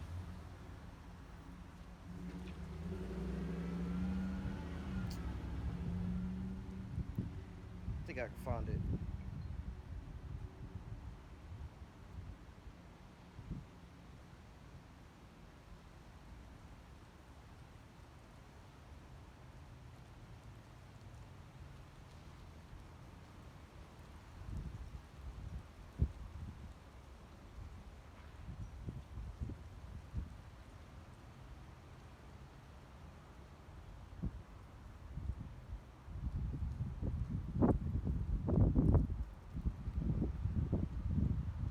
All right.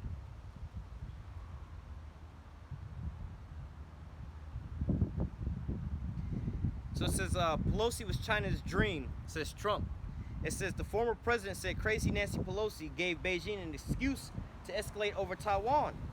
So former President Donald Trump has condemned House Speaker Nancy Pelosi for visiting Taiwan, calling her trip China's dream.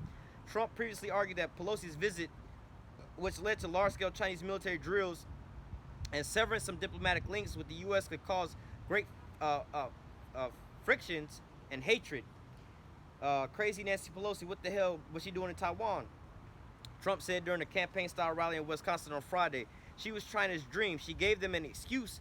They've been looking for that excuse. She gave it to them. Everything she touches turned into you know what. All right, and hey, that's the sentiment of we'll go ahead and read it in the scriptures, man. All right, but again, like I said, this is like that old police tactic, man. You roll up on Jake or whatever like that, and they mind their business. You slap Jake in the back of the head, and when Jake flinched, man, what the hell you doing, man? Back up. Oh, you're resisting, or you assaulting me and everything else like that, man. Nah, hell nah, I was minding my business. You rolled up on me with the shit, man. What kind of shit was that? You know what I'm saying? Or the police officer who wound up shooting Jake. She broke into the wrong fucking house, right? He on his couch eating ice cream. She broke into the wrong house and shot this nigga. Well, he flinched. He moved. I ain't know what the fuck he was reaching for. He in his house, bitch. He on the defense, man. What the hell?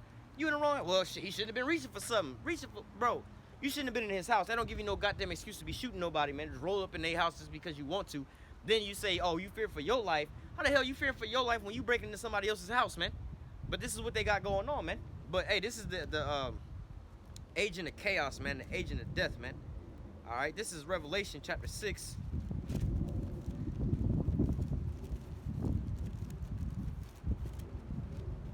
Revelation 6 and 4. And there went out another horse that was red, and power was given to him that sat thereon to take peace from the earth, and that they should kill one another, and there was given unto him a great sword. So this is Esau's MO, man, to take peace from the earth, man. And everything that he touches and everything he does, man, this is what he do, man.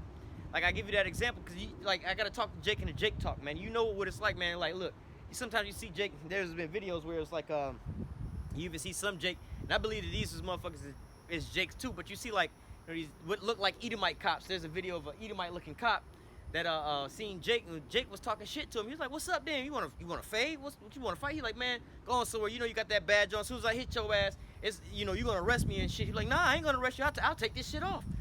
White boy over here telling Jake this shit. You know, so that's what made me think it's another Jake. And then the police actually threw a fair one with his ass, man. And first, the Jake was whooping his ass, right? And then backup started coming. And he was like, nah, don't shoot him. Don't step in. Let me get his ass. And then Jake, the Edomite, started beating Jake's ass or whatever. He gave him a fair one. Let the nigga get up and go on about his business, man. So I believe, you know, that might have been a Jake. But the point was when Jake was talking shit to him and the cop was like, what's up? You want to throw a fair one? And Jake's response was, nah, you know, as soon as I hit your ass, you going to arrest me for assaulting a police officer. I'm going to go to jail. Like, you suckering me into a trap. This is a trap you got me into, right? Same thing going over there with the Taiwan thing. Like, look, if we go over there, they're going to be forced to do something. And whatever they do, it gives us ground to respond to them. And we'll cover it up as if there's no response. It's the same play they just pulled in Ukraine, man. Putting weapons over there, trying to join NATO and everything. And, like, what you think Russia's going to do? Nah, bro, you can't be doing all these things. Oh, you telling me we can't? You trying to protect yourself now? Stop resisting. This is what the hell they game plan be doing, man. You know, just like with the George Floyd thing, and we not for, you know, that shit don't matter to us. But the fact of the matter is, You talking about this nigga resisting because he's telling you he can't breathe. You killing a nigga now, and the nigga can't even say you killing me without being, oh, he resisting. You see what I'm saying? So hey man, this is the damn devil that we talking about, taking peace from the earth, man. All right. Revelation 6:4. And there went out another horse that was red, and power was given to him that sat thereon to take peace from the earth. And so the scripture also say the earth was given into the hand of the wicked. All right. And hey, as the earth was given into his possession, what did he wind up doing? Did he make the earth better? All right. Again, going back to the story about the people in the military, you know, talking about, you know, the realization they would have to wake up to, like, yo, nigga, this is a wicked ass people, man. And you think that these people is righteous, but look, think about it, man. Since America got into power, did they bring peace to the earth, or did they bring wickedness to the earth? Now, they will say there's a lot less wars going on in the world since America. No, you don't know about the wars that's going on in the world, because, fuck, for America's lifespan, I think out of a 240-something years that the United States has been incorporated as the United States of America as you know it today, they've been at war for like 225 of them goddamn years. So the majority of America's lifespan, all right, over 90% of its lifespan has been at war. So you can't say that they got less wars in the world now. But even if you did use that, they got less wars going on in the world right now. How did they achieve that, man? They had to devastate the world and put them into, basically you had to make them capitulate, man. Submit unto you, man. By way of what? The atomic bombs in Japan. Look what we got over here. We got the Great Equalizer, man. Not the Great Equalizer, the Great Silencer, man. Hey, we'll drop one of these on your ass to see how you look. Say something else. So, how do I say, is the world been a more peaceful place or a more dangerous place, man? Their companies and their big pharma companies, their media and things has been spreading all kind of disasters throughout the whole earth, man. Whole earth is in array and entangled all because of this, man. All right, so this is their MO, man. Once they got in the office or possession of the earth, what they would do, they would take peace from the earth, man. All right. Revelation 6:4 says, and there went out another horse that was red, and power was given unto him that sat thereon to take peace from the earth, and that they should kill one another, and there was given unto him a great sword. And I looked, and behold, Revelation 6:8, and I looked, and behold, a pale horse, and his name that sat on him was Death, and hell followed with him, and power was given unto him over the fourth part of the earth to kill with the sword, and with hunger, and with death, and with the beasts of the earth. So, hey, man, it says, and I looked, and behold, a pale horse, and his name that sat on him was Death, and hell followed him. So, my question to you is, everywhere that you see America go with their military, all right, everywhere they go, they send their so-called diplomats to, what follows, man? Death and hell, man. All right, you have, again, you know, you had, you know, what was it, 2014, really 2008, but then 2014, you had the situation, the Maidan coup, all right, over in Ukraine and everything else like that, man. And since then, they've been planning and plotting to take that country, all right, and set up their arms and everything else like that over there. And now what do you have going on in the Ukraine, man? All right, one day Russia didn't just wake up one day and say, you know what, we're gonna just invade Ukraine just because we don't give a fuck. Like, do your history, bro. These is the same fucking people. They're not gonna just wake up and do that to their own people, man. All right, but America using proxies and things like that by deception, man. All right, because look, it's a win-win for America and a lose-lose for Russia, because Russia over there bombing them Ukrainians, like, well, you basically just killing your own people, man. But the war ain't even with them. The war is with America, but America ain't losing. You know what I'm saying? We over here, you know, ain't no Americans over there dying in that conflict. Only Russians is dying in that conflict, man. Whether they be of the Russian side or the Ukrainian side. But, hey, you see what's going on? Same thing is going to happen with Taiwan, man. These is all Chinese folks. They all Moabites. So when the war break out, who going to be affected by that? Only Moab going to be affected by that, not America, man. America can be, you know, economically, but when it comes to the so-called blowback, when the bullets start flying, man, it's going to be between basically Chinese people and Chinese people, man. All right? But it says, going back, and I looked, and behold, a pale horse, and his name that sat upon him was Death, and hell followed with him. So again, what do you think is about? You see what the condition of Ukraine is? They talking about somebody bombing nuclear power plants and things like that, man. All the shelling that's taking place over in the Ukraine, the destabilization, man. Them people ain't living regular lives over there right about now. They're not getting up and going out and playing in the sun, going to school and going to, you know, just doing regular shit like you would normally be doing, man. They over there worried about air raid sirens going off and what they call shelling and bombing and coming down into their areas, man. Taiwan right now was at a state of somewhat peace, all right. But now what do they have to be worried about, man? And the how they call it, the maritime military drills is going off, man. Those flyovers of Chinese planes entering into their airspace, man. They seen these threats like, oh fuck, they'll go them Chinese planes at any point in time and any day they're gonna start dropping bombs over here on us, man. So look, death and hellfire. All right, Nancy Pelosi showed up over here. Guess what? Our days are only getting numbered right about now, man. Things are even getting worse right about now for us as so-called Taiwanese people since this mission came over there, man. All right, like again, if these people were smarter in these countries, they would be standing up. But again, you got to realize that they have puppets set up in place over top of these nations. But if these people had any sense and they got them on the civilians, they would be like, look, Pelosi, go home. Don't you bring your ass over here. They should have been all up at the airport protesting that shit. But like, nah, because we know when you bring your ass over here, guess what's going to happen? Death and hell is going to follow, man. Nothing nice is going to come from this, man. Now we're going to be at a conflict with China. Now all China got to do is just sit there. They ain't even got a bond in them. Like, you know what? We're not going to allow you to trade with us no more. We're not going to allow no kind of ships coming into Taiwan no more. We're going to send our military out. Anybody want to trade with you, we cutting it off. We sanctioning your ass. Guess what? They would starve overnight, man. All right, so, you know, China ain't really got to even fire no damn missiles at them. But if they did, you know, which is kind of logistically hard for them to send their troops over there to actually fight, but they could just send planes over there and start bombing the hell out of their ass. But, hey, it's really a lose-lose for them, man. All right, once these Americans show up, man, death and hell is going to follow, man. This is a footprint of Esau Edom, man. He show up on your doorstep, and that's what, hey, look at it on a smaller scale out here in your regular homes and stuff like that, man. Let the police show up to your house, and guess what's going to happen? Let the police get behind you and pull you over, man. Death and hell is going to follow, man. You can get pulled over. That's why Jake be fearing in this car. The police get behind him. Oh, fuck, what we done did now? What's going on now? What's this and that, man? We know he going to come up with something.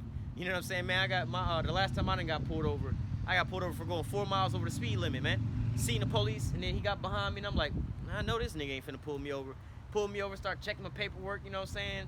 I'm riding something brand new and shit, like, who vehicle this is, and where you get this from, and so on and so forth. Motherfucker, that ain't none of your business. All the paperwork check out. My address is on this, everything working out, bro. Everything good. You know what I'm saying? Oh, can't find nothing to get me on. Well, you was going 4 miles over the speed limit. I'm gonna go ahead and write you this ticket. I'm gonna be nice to you and just give you like being nice would be giving me a warning. You talking about something, you gonna write me a ticket because if it was 5 or more over, then it's gonna be a different price than if it was 4 or under. I'm like, man, what kind of shit? Like, nigga, this is a money grab.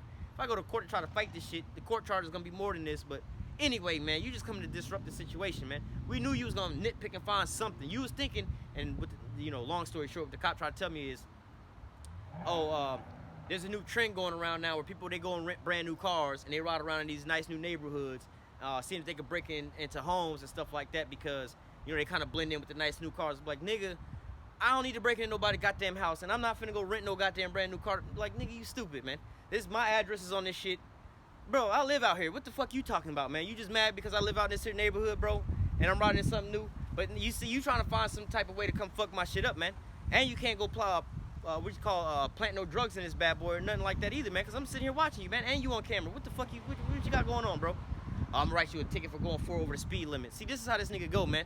This is why Jake be fearing them. The police get behind you, like, we know this nigga gonna come with the fuck shit, man. Police show up at your house, we know it's gonna be some fuck shit, man. CPS, we wanna do an investigation. We got a call and a complaint about such and such going on. Man, take your ass home, because you're gonna come over here because you didn't heard X, Y, and Z. Then all of a sudden you're gonna find something else. I be done got locked up for something completely different, man. Nah, man, nah, we good, man. You know, I used to tell them I get pulled over for dark tints. Hey, we pulled you over because your tint's dark. All right, write my goddamn ticket. Now, you ain't searching the car. You pulled me over because my tint dark, I'll pay that fucking ticket. Let's go. And give you the opportunity to go plant some shit in my car and then turn it into something else, into something else, into something else. Fuck out of here, man. But this is Esau, man. When he show up on your doorsteps, don't expect nothing good to come after that, man. All right? It's not good. It's not looking good, man. So if I was those people in Taiwan or Ukraine, the civilians, or any of you other nations, man, you should take heed to this. Whenever you see these dirty-ass Edomites roll up to your doorsteps, tell them niggas Yankees to go home, man. Because it's not going to be looking good for your country after the fact, man. Look what happened when America rolled up into Iraq. They say Saddam Hussein was a bad man. He was killing his own people and stuff like that. The government is tyranny, and they're killing their own people. How many people did he really kill, man? I mean, what government don't kill their people? Like, didn't the government kill George Floyd in some kind of capacity? Weren't these governmental employees that wound up doing that?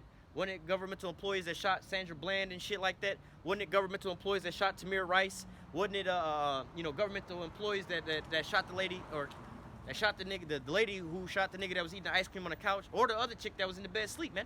So, hey, these was all governmental employees, but now, you know, the government do be killing Americans out here, but they're not really bombing Americans. You know what I'm saying? There's a difference between the two. So, if Saddam Hussein, you know, most countries got death penalties, man, where they could put their people to death for doing certain crimes. Don't nobody really bat an eye at that kind of shit. But with Saddam Hussein dropping bombs on his own people, man, look at how many people Saddam Hussein supposedly killed versus how many people that America killed, man. Because people say, oh, you're defending this guy, you're doing this, you're doing that. I'm like, look, I'm not saying the guy was a good guy, I'm not saying what the guy was doing was righteous or anything like that. But if your only argument is he killing people, how many people did he kill versus how many Iraqi people did America kill over there, man? America killed way more people over there and devastated their whole. Oh, those people are poor over there. Well, America bombed that place to hell and back, man. All right, shot them people down with depleted uranium bullets, man. All right, committed war crimes over there that people still don't want to talk about to this same very day. So what are we really talking about over there, man? All right, was it better, you know, death and hell followed them over there, but was it better when America was over there, or was it better when Saddam Hussein was over there, man? All right, Libya and Gaddafi, man, same thing. We can say all damn day long, man. Bashar al-Assad, man, they nation was intact beforehand. Oh, you know, you got these people having a coup d'etat, they trying to overthrow the government, which they was armed by the Americans. You know, that's what the Benghazi scandal was with Hillary Clinton arming the moderate rebels and shit, and got caught with that shit. Was Syria in a better place or a worse place before that, man? All right, you know, was they buildings all bombed to hell and back? Nah, they wasn't bombed to hell and back. But after America went over there and started arming those moderate rebels, then America just went over there. Now we got to bomb the shit out of Syria. We're not at war with Syria as a government, but we over there fighting off these so-called quote-unquote terrorists over there, man. All right, man. We'll see what's going on. Like, oh, you know, they plant the so-called rebels over there and then go over there to try to bomb the so-called rebels. And like, oh, we helping out the Syrian government. The Syrian government didn't invite you over there to help them out with this problem that y'all created in the first place. But hey, everywhere that these Americans go, death and hell follows them, man. This is part of their so-called legacy, man. All right, and so hey, again, like I said, I advise you nations and you people, man. You see them show up at your doorstep, no matter what they say. You know what I'm saying? Their words were smoother than butter, but in their heart was but war was in their heart. You know, roughly paraphrasing. All right, when they show up on your doorstep, there's nothing good gonna come after it, man. All right, but hey, you know, these people keep getting caught with the okie doke over and over and over again. See, these people, they don't have no new, they're not really creative in their plans, man. You keep running the same game plan, but, you know, this is why the scriptures say that they're going to get caught like a thief in the night, because most people aren't even paying attention to these things, man. All right, again, you Americans should be up in arms right about now for what your government is doing. It's like, yo, you mad about gas prices, food prices, cost of living, everything else that they blaming on Russia right now because of the conflict in Russia. Why is gas prices so high? Oh, Russia. Why is food prices going up so high? Because of Russia. Why is this going up so high? Because of Russia. All right, well, if you believe all these things is because of Russia, well, you see the same thing is going on with China and Taiwan. You should be saying, look, actually, we don't want to go into another conflict. Actually, we don't want another war and other things going on like this. Actually, we just would refute from you having these, how do I say, military skirmishes going on. But see, they're not going to do that. And ultimately, prophecy has to take place, man. All right, so, hey, this is the how do I say, again, the footprint that leads behind, that the so-called white man leave behind whenever he go to your place, man. All right, that death and that hell is always following him, man. It's like a stench that's like, oh, man. He overthrows everything that he touches, man. All right, the embodiment of death, man. All right, let's go back to the Revelation 6 and 8. It says, and I looked, and behold, a pale horse, and his name, and his name that sat on him was Death, and hell followed with him. And power was given unto him over the fourth part of the earth to kill with the sword, all right, his military, with hunger, famines, all right, and with death, all right, his diseases and his pestilence, all right, and with the beasts of the earth, all right. He's also got a, you know, a way of taking and creating certain things and making you, how do I say, not to say cancerous, but what they call processed foods and things like that, man. All kind of different things, you know, the GMO, you know, tainted and just all kind of wicked, how you call Dr. Evil Science creations that this nigga got, man. All right, and the people start consuming these things and wind up dying off of these things, man. But hey, this is Esau to a T, man. Oh, we're gonna give you some, how you call it, Impossible burgers, Impossible meat. Now we want to feed you niggas crickets and things like that, man. All right, but hey, this is Esau to a T, man. All right, this is the embodiment of the damn devil right now, man. Being fully exposed on this here, on the world stage, man. All right. Let's get back, because I wanted to read that Isaiah 47, all right, because, hey, man, this place, the part of their heart has deceived them. They think that they're going to go on forever, man. They think that they're not going to ever be touched. They believe that they're living in a facade of their, in a seat of righteousness, man. They don't believe that they're the wicked out here, man, all right. So Isaiah 47, verse 1, come down and sit in the dust, O virgin daughter of Babylon. Sit on the ground, there is no throne. All right, so again, going back to the virgin daughter of Babylon, all right, it says, and the point of them being the virgin daughter is because, hey, America ain't never been touched, man. You know, it's just like a virgin, a female virgin, you know, never having intercourse with another person. Another man has never penetrated her or anything else like that, man. All right, and that's like the parable of America. Another man or another nation has never penetrated the soils of America in that sense, man. All right, no other man has ran up on this here soil like that to defile the soil over here, man. All right, but hey, you do have you know, because you say that there's never been a war over here. Well, you had a civil war over here, but that was Americans fighting Americans, man. That's you know, comparable to a chick that's over there just playing with herself, man. It's like, man, that's not necessarily, you ain't never had no man get up in you, you know what I'm saying? You just, you know, you doing some old small fuck shit or whatever, man. But, you know, it's the same what you have on America. But hey, this is gonna be that one time these people, again, they have that, the part of thy heart is deceived thee, or we ain't never been touched. We gonna always be good. We gonna always be this. We gonna always be that. But hey, it's gonna be that rude awakening, just like they say, hitting the wall. That's gonna be that wall that America wind up hitting. They're gonna think that they're gonna go on forever. But hey, at some point in time, your kingdom is numbered, man. All right, let me grab that real quick in the book of Job, chapter 14. Hold up. I don't want this to get blown over.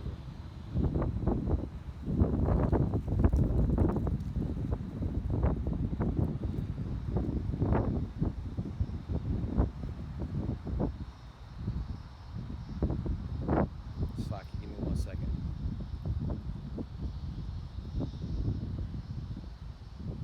All right, Job 14 and 5.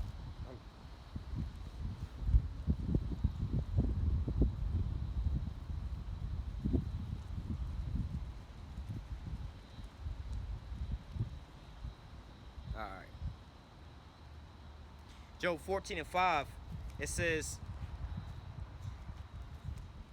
seeing his days are determined, the number of his months are with thee. Thou hast appointed his bounds that he cannot pass. All right, let me read that again. It says, seeing his days are determined. All right, so hey, that means that matter of fact, let me read this in NLT. Where's my phone?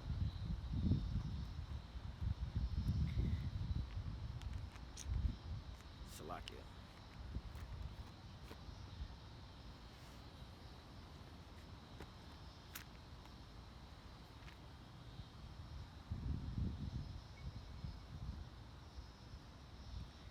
This is Job. Let me read this in NLT though.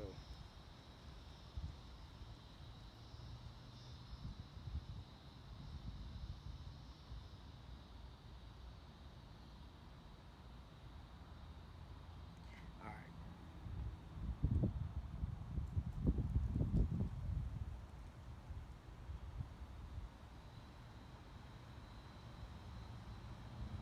Well, it kind of go off a little bit because, hey, it says seeing his days are determined in the KJV, right? And his days are determined by who? All right, the Lord. All right, the Lord will set up one that is profitable.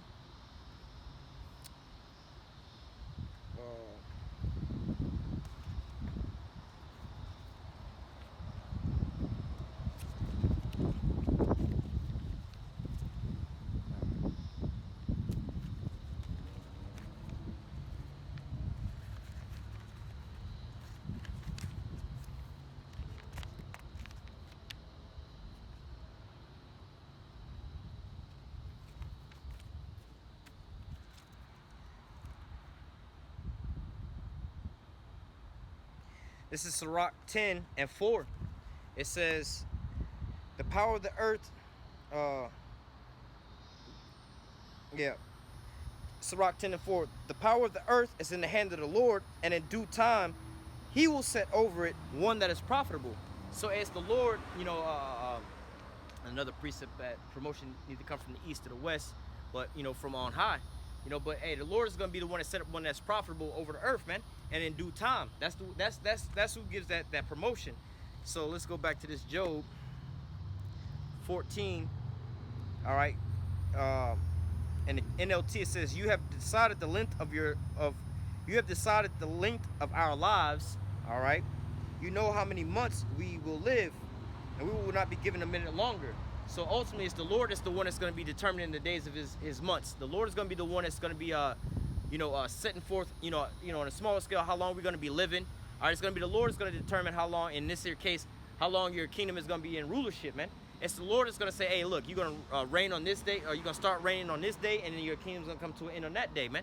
Just like, what was it, Mini Tekel Upharsin, All right, how the Lord had wrote up on the walls in a Babylonian palace, telling them how long that their kingdom was gonna last, man.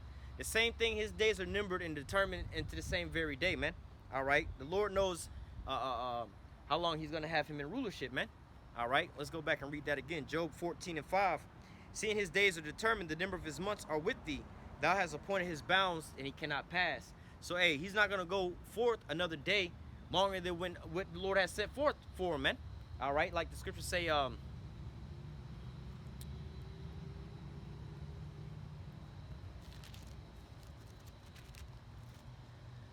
this is Revelation chapter 12 and verse 12. Therefore rejoice, ye heavens, and ye that dwell in them. Woe to the inhabitants of the earth and of the sea. For the devil is come down unto you having great wrath, because he knoweth he hath but a short time. So, hey, the devil knows he has but a short time, so he's going to come down with great wrath. All right, so, hey, seeing his days are determined, all right, he knows that he has a time limit, man. He can, like how we're supposed to be doing measure the times diligently and seeking the Lord, man. He sees these things. He understands these things, man. And knowing the things by way of what? You know, that great fear falling upon him, like he said. Then the dead shall, you know, roughly paraphrase Revelation 11:11 goes into, how's this worded about the dead rising upon their feet? I'm right here anyway.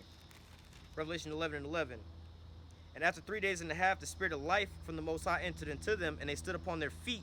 All right, so he's starting to see that happen. All right, Ezekiel 37. So I prophesied as who was commanded unto me, and there arose an exceedingly great army. Esau seeing these things, man, he sees the vibration going forth. He hears us calling on the names of our power, man, and guess what? That great fear is falling upon him, man. And what? He is about to start coming down with great wrath. So, hey, Esau knows that his days are determined, man. He understands that this is the end of his kingdom. He understands that these things are you know, rapidly deteriorating in front of him. But like the scriptures say, the pride of thy heart has deceived thee. Thou that dwellest in the clefts of the rock, whose habitation is high, who shall say, who shall bring me down? This nigga's bugged out in his mind. He think he gonna reign forever, even though he knows that his days are determined. Maybe we can win. The pride of his heart, that's like some old, like, yo, like, you's a straight madman. You's a straight rebellious, wicked ass nigga, man. You know that the Lord gonna come back. You know the Lord gonna destroy you, but yet you durst fight. He was afraid, but he durst fight, man. That's some old wicked shit, man. It's like you saying, nah, I'm going to prevail against the Lord, man. Hey, but the Lord had put that into your mindset for he can have a formidable foe, man, just to break you and show you his power. Hey, all things was created for the Lord, yea, even the wicked for the day of his destruction, man. So the Lord has got you in this trick bag to show the earth his power, man. To show the earth what he really working with, man, and who really reigneth in the kingdom of men, man. All right? Let's go back to the Isaiah 47. It says, come down and sit in the dust, O virgin daughter of Babylon, and sit in the ground. There is no throne, O daughter of the Chaldees, for thou shalt be no more called tender and delicate. Take the millstone and grind, mill, uncover thy locks, make bare the leg, uncover the thigh, pass over the rivers. So, hey, you know, America's being made bare right about now, man. All your wickedness is coming out of the woodwork. You know, you had some articles come out about the how do we want to call it? You know, the pandemic, we'll just say that. The pandemic, the situation about that, and about the origins, about how they had these chemical biolabs in Ukraine that was being funded and operated by America, man. All right, and they still got these situations over there right now as we speak, man. All right, then you have all these different diseases and pestilences and things like that that's going forth on the earth, man. But who is the one that's been operating and having patents for these things the whole time around, man? Who's the ones that is been working on these things from day one, man? Who has their hands in all of these things, man? All right, so now you're being made bare. Now you're being called out about all these different things. You got these nations calling you out like, hey, man, we wouldn't be having this scenario in the Ukraine if it wasn't for y'all meddling into these people's affairs, man. We wouldn't be having all these conflicts in the world and the uproars of the peoples if you wouldn't be meddling in people's, how do I say, their governments and their ways of life, man. You're the ones that's causing these disturbances and things like that. These global economic collapses is being brought upon by you. All right, you're the ones that's got all these people that's in a so-called uproar of the world, man, with perplexity, man. You're the one throwing the monkey wrenches and all these different things, man. But lo and behold, now all of a sudden, Esau's being exposed for the damn devil that he really is, man. All right, but yet you have these people that's still trying to be in the you have these people that's still trying to be in the dark about these things, man. But yet you can't hide yourself no more. You're being made bare. All right, you're being made known. You're being uncovered to who you really are, man. You can't hide yourself no more as being the saint of the earth, man. People used to think that, oh, this nigga was the saint. He's the righteous people doing. He's always helping people out, man. What is your quarrel with him? Now people's like, look, bro, we tired of this fuck shit that y'all got going on, man. Just keep your ass at home. Stop meddling in other people's business. And we won't have all these goddamn wars on the earth, man. We tired of war, man. We tired of going to war with people. We tired of, like, you know, the devastation that you cause on the earth, man. And this is your fault. These people ain't really doing it. You didn't hype this up this whole time talking about the boogeyman, the boogeyman, the boogeyman, the boogeyman, and how everybody else is the problem. Look, man, 20 years ago they had us scared as fuck about terrorists gonna blow you up, terrorists gonna do this, terrorists gonna do that, and all this. The only motherfuckers that was getting blown up was being blown up by American bombs, man. Them terrorists wasn't killing no goddamn body. America was terrorizing the rest of the planet, man. But yet and still, this is how the fuck the boogeyman roll. All right, oh, we got to do something about Russia. Russia meddling in our election. Russia doing this, Russia doing that. Well, we see you up on Russia's border. Russia not up on your border. You up on the Russians' borders right now, man. All right, oh, China. Well, we don't see China coming outside of the South China Sea. We see America over in the South China Sea, man. All right, we see America over there encroaching on their territories and things like that, man. So now you being revealed for who the hell you are, man. You being made bare, man. Uncovering that thigh, man. Exposing your secret parts, man. All right, where your deception is coming from, man. No, this nigga's just a liar, man. You can't believe nothing this nigga be saying, man. Look, this is the abominations of the earth right here, man. You believe him? The scriptures say never trust thy enemy, man. All right. Going back, Isaiah 47:3. Thy nakedness shall be uncovered, yea, thy shame shall be seen. I will take vengeance and I will not meet thee as a man. So, hey, right now the wickedness is being, you know, it says that nakedness shall be uncovered, thy shame shall be seen. Now people are starting to realize, look, these people wasn't actually the problem over there. He was the problem. He was the one stirring these things up. He was the one doing these things. So we can speak on the Jake situation, man. There was a point in time when they had all these BLM situations. Now, a lot of these other countries, they wasn't really putting this on the mainstream TV, but when he was talking about, like, at UN meetings before, you know, all this war and everything and the pandemic popped off, you had the talk of the town with some of these nations was like, look, man, you got these situations going on talking about how bad these black folks are in your, quote-unquote, black folks are in your country and everything else like that, and how bad they doing everything. But let us not forget that you did take them into captivity. You did have them in slavery. You still got them in your possession to the same day. So are they really being a nuisance, or are they just really in rebellion for you having them in captivity? Like, you still wrongfully got them in your possession. You do know that, right? They're not supposed to be comfortable for that. Like, if you kidnap a bitch and keep her in your basement, and now this bitch want to run away, it's not really, like, a bad thing that she want to run away. Like, nigga, you got her in captivity. Like, you mad because she trying to escape? Like, that's what a wise person would be trying to do. But, hey, man, you know, they had to cover those things up, cover up the things that these nations were saying about America, man, because it was getting out into the minds of these people. Like, yo, man, these people that they say is so-called good people, these are the people who had let's read that real quick. Isaiah 14 and 16. It says, they that see thee shall nearly look upon thee and consider thee, saying, is this the man that made the earth to tremble, that did shake the kingdoms, that made the world a wilderness and destroyed the cities thereof? So, hey, these nations are pointing America out like, wait, ain't you the one that dropped bombs on Hiroshima and Nagasaki? Ain't you the one that blew up all of goddamn Vietnam? Ain't you the one that blew up all of the Middle East? Like, you the one who done blew up every goddamn body. Like, you talking about terrorists and shit. And the only person I know that's terrorizing anybody is you. You talking about weapons of mass destruction. Nigga, you the only one who ever dropped a nuclear bomb on anybody, man. You the only one that's over here doing chemical warfare on people with Agent Orange and shit like that in Vietnam. Nigga, you the terrorist of the earth, man. You the one that's over here, oh, you talking about ISIS trying to make a caliphate. Your forefathers is the one who came and stole a whole goddamn landmass and subjugated the people that was on there, and then took other people into captivity and forced them into your religion and had a religious war. You talking about everybody else doing these things, but this is what you doing, man. Look at the history, man. Then you brainwash your own people, and they inherited these laws. Talking about some, these are our founding fathers, our fourth. They were such righteous men. These niggas was wicked, man. All right, go check your credentials, man. Go check your pedigree of what you've been doing since the fuck you been out on the loose, man. Since the 1300s, man. This is what Esau been doing, man. All right, been covering the earth with darkness, man. All right, taking peace from the earth, man. Death and hell has been following him since day one, man. All right, this is what he does, man. The great disruptor of the earth, man. The agent of chaos, man. The embodiment of death, man. This is what he does, man. Look at his track record, man. It's not me just saying this. Just look at this nigga's history, man. Take me out of the equation. Just look at his history alone. Let him, not the scriptures, like the court say, you know, we judging you based off of the evidence that's being presented beforehand, and you know, your sentence is gonna be you know, your bail is gonna be based off your previous track record, man. If you known to be a runner, we're not gonna give you no goddamn bill because why? You a flight risk. We know you're gonna run every time anyway, based off of your priors and the things you've been doing prior. So we know that if we let your ass go, you're gonna just get out and go do the same shit again.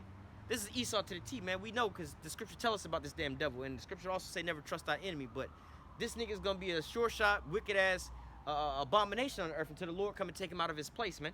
All right, but let's go back Isaiah 14 and 16. They that see thee shall narrowly look upon thee and consider thee, saying, all right, they're gonna consider it, like, wait a minute, because we're at the point, because again, the devil is being revealed. Before he was transformed into an angel of light, but now he's being revealed as that wicked, that devil, that deceiver, man. It says, they that see thee shall narrowly look upon thee and consider thee, saying, is this the man that made the earth to tremble, that did shake the kingdoms, that made the world a wilderness, that destroyed the cities thereof, that opened not the house of his prisoners? So, like I was just speaking on, you know, a couple years back, you had a scenario where, hold up.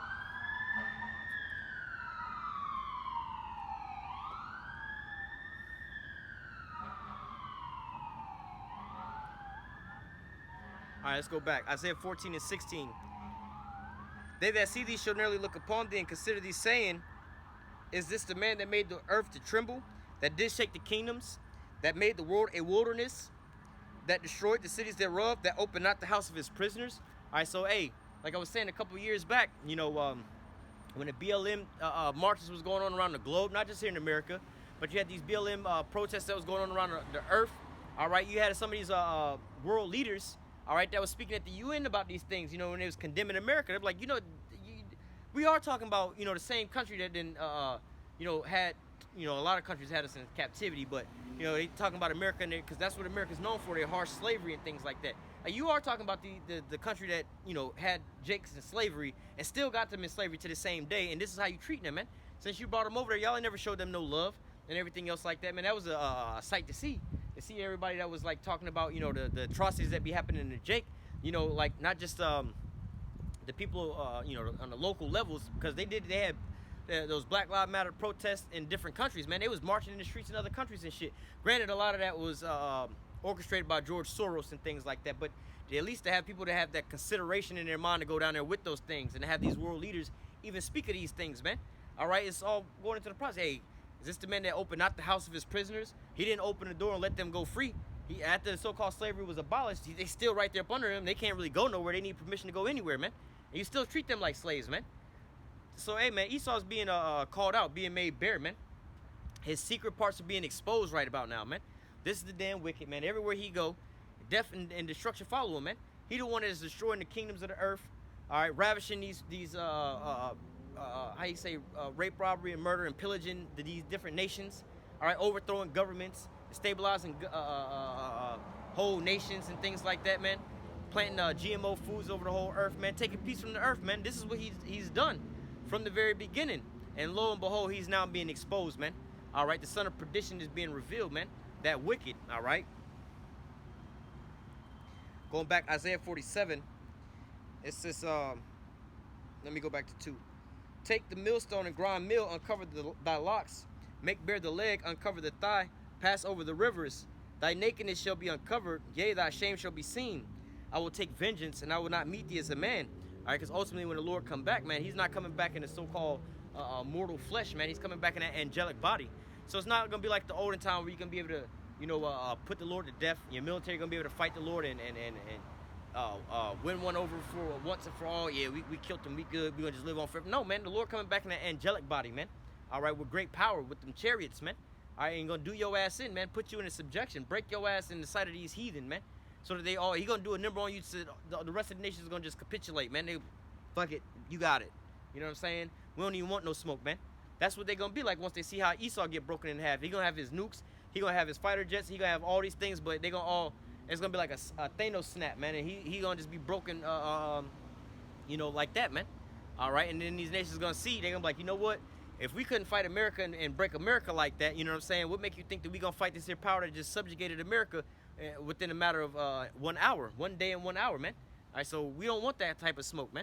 All right? Going back, Isaiah 47 and verse 4, it says, as for our Redeemer, Yahweh of hosts is his name, the Holy One of Israel. It says, sit thou and get thee in the darkness, O daughter of the Chaldees. it says, sit thou silent and get into darkness, O daughter of the Chaldees, for thou shalt be no more called the Lady of Kingdoms.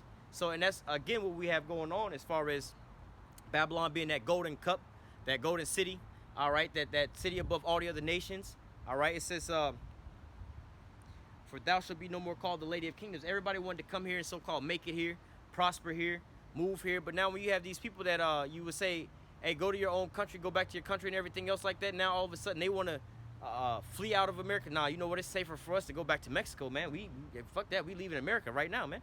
America's becoming a third world country. We can't do this and do that in America. Or people leaving America because of the fact it's like, nah, man, they're not looking so good. They're going to eventually get bombed off the face of the earth. We don't want to be a part of that. We don't want to be partakers of our sins. Hey, man, we'd be better off in our own country, man. They got a lot of crazy shit going on over there right about now, man. All right, so, hey, you know, they're going to be no more called the Lady of Kingdoms. They're not going to be put in that position of being highly esteemed no more, man. They're greatly despised now. They're like, man, it was the Lady of Kingdoms, that queendom, but now they're known for that great whore. That you was the greatest queen that everybody wanted to get with, but then they realized, nah, you're not more than a nasty harlot, man. All right, it's like a lot of these celebrities that a lot of people be into, and then they find out like, oh man, you infested with all kind of diseases and things like that. I wanted to be with you and everything, but it come to find out the truth of the matter is, I could have got me a basic ass Eve or a basic ass Becky that work at the goddamn grocery store or the gas station. That would have been better off for her than dealing with one of these big name celebrities and shit like that. That you think is all this and that, and you see them without the makeup, see them all uncovered, and they just infested and polluted with all kind of pollutions and abominations and things like that. You're like, oh man, I would have been better off with the little average chick over there, man. But hey, this is part of your exposure, man. All right, how are the secret things of Esau sought out? How are his hidden things sought up or brought up, man? All right, you got the men of the Lord that's on the highways and the byways. Hey, the Lord put the Spirit onto us to warn you about these things, man. To tell you about these things. So when you see it, you'll be able to identify these things, man. All right, but hey, this is the point in time where Babylon is going to be no more called the Lady of Kingdoms, man. You're what they call circling the drain right about now. All right, you're being prepared for the taking, more or less to say. All right, you're being prepped for that great downfall, man. All right, your economy is collapsing, which is going to lead into what? The ultimate prophecy that we're looking for is the implementation of the MOTB.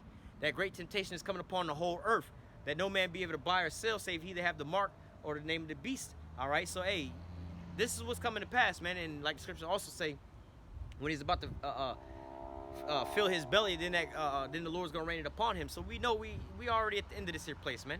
And rain it upon him is indicative to what? All right, those thermonuclear missiles coming down, man. We see that these nations are prepared for this, all right? Going back, Isaiah 47 and 6. I was wroth with my people, and I have polluted my inheritance and given them into thy hand. And thou didst show them no mercy. Upon the ancient hast thou very heavily laid thy yoke. All right, and so, hey, from our elders to our youngins, man, this is what Esau wound up doing it to us, man. You know, they said, man, I seen a video the other day where Edomite police pulled a paraplegic up out the car, yanked his ass up out the car, man. All right, beating down old people. All right, killing the young. You know, you got the Roe v. Wade thing where they just trying to off so many jakes, you know, going on and on and on and on. They got the people in uproar. So what? Conditioning the minds of the people. Nah, we want to be offing these little baby jakes, man. Just like in the olden days, you know, that they knew that there was going to be a savior being born. So what? They had to, like, I forgot the dude who, the head of the, what was it, the CIA or whatever it was, said that, was it J. Edgar Hoover, I believe it was, said that he wanted to stop the rise of the black messiah. All right, basically going into what? The ones that would start a so-called revolution, and the revolution is what? Waking Jacob to who they are and who their enemies are. All right, and that's what this here word ultimately is wound up doing, man. All right, you know, you can spend your trillions and trillions and trillions of dollars on your, how do you would say, not education, but your indoctrination, all right, and your entertainment to try to keep Jacob asleep out here. But guess what, man? You know, the valley of the dry bones, man. The Lord said, hey, can these bones live? With all the propaganda that you've been forcing down Jake's throats, all right, can these people wake up from this here deep sleep? Can these people wake up to hearkening to the Lord, the words of the Lord, man? All right, they're being bombarded with all these wicked ass messages. Is there going to be a point in time where they're going to wind up being able to hear, man? The scriptures say, my voice, my sheep hear my voice, and they do follow wherever he goes, man. So hey, only the 144,000 will learn this here new song. So hey, No matter what, the elect was gonna hear this, man. No matter how hard you try to keep us down, you know what I'm saying, and how long you try to pollute the Lord's inheritance, all right, the Lord was gonna come and redeem his people. Salaki, give us one moment. It wouldn't be a day at camp if we didn't have the sounds of Babylon. Great confusion. This is the place we at right now, man. Nothing but confusion going on in this bad boy, man. All right, the sounds of Babylon the Great, man. The hustle and the bustle of the fucking confusion.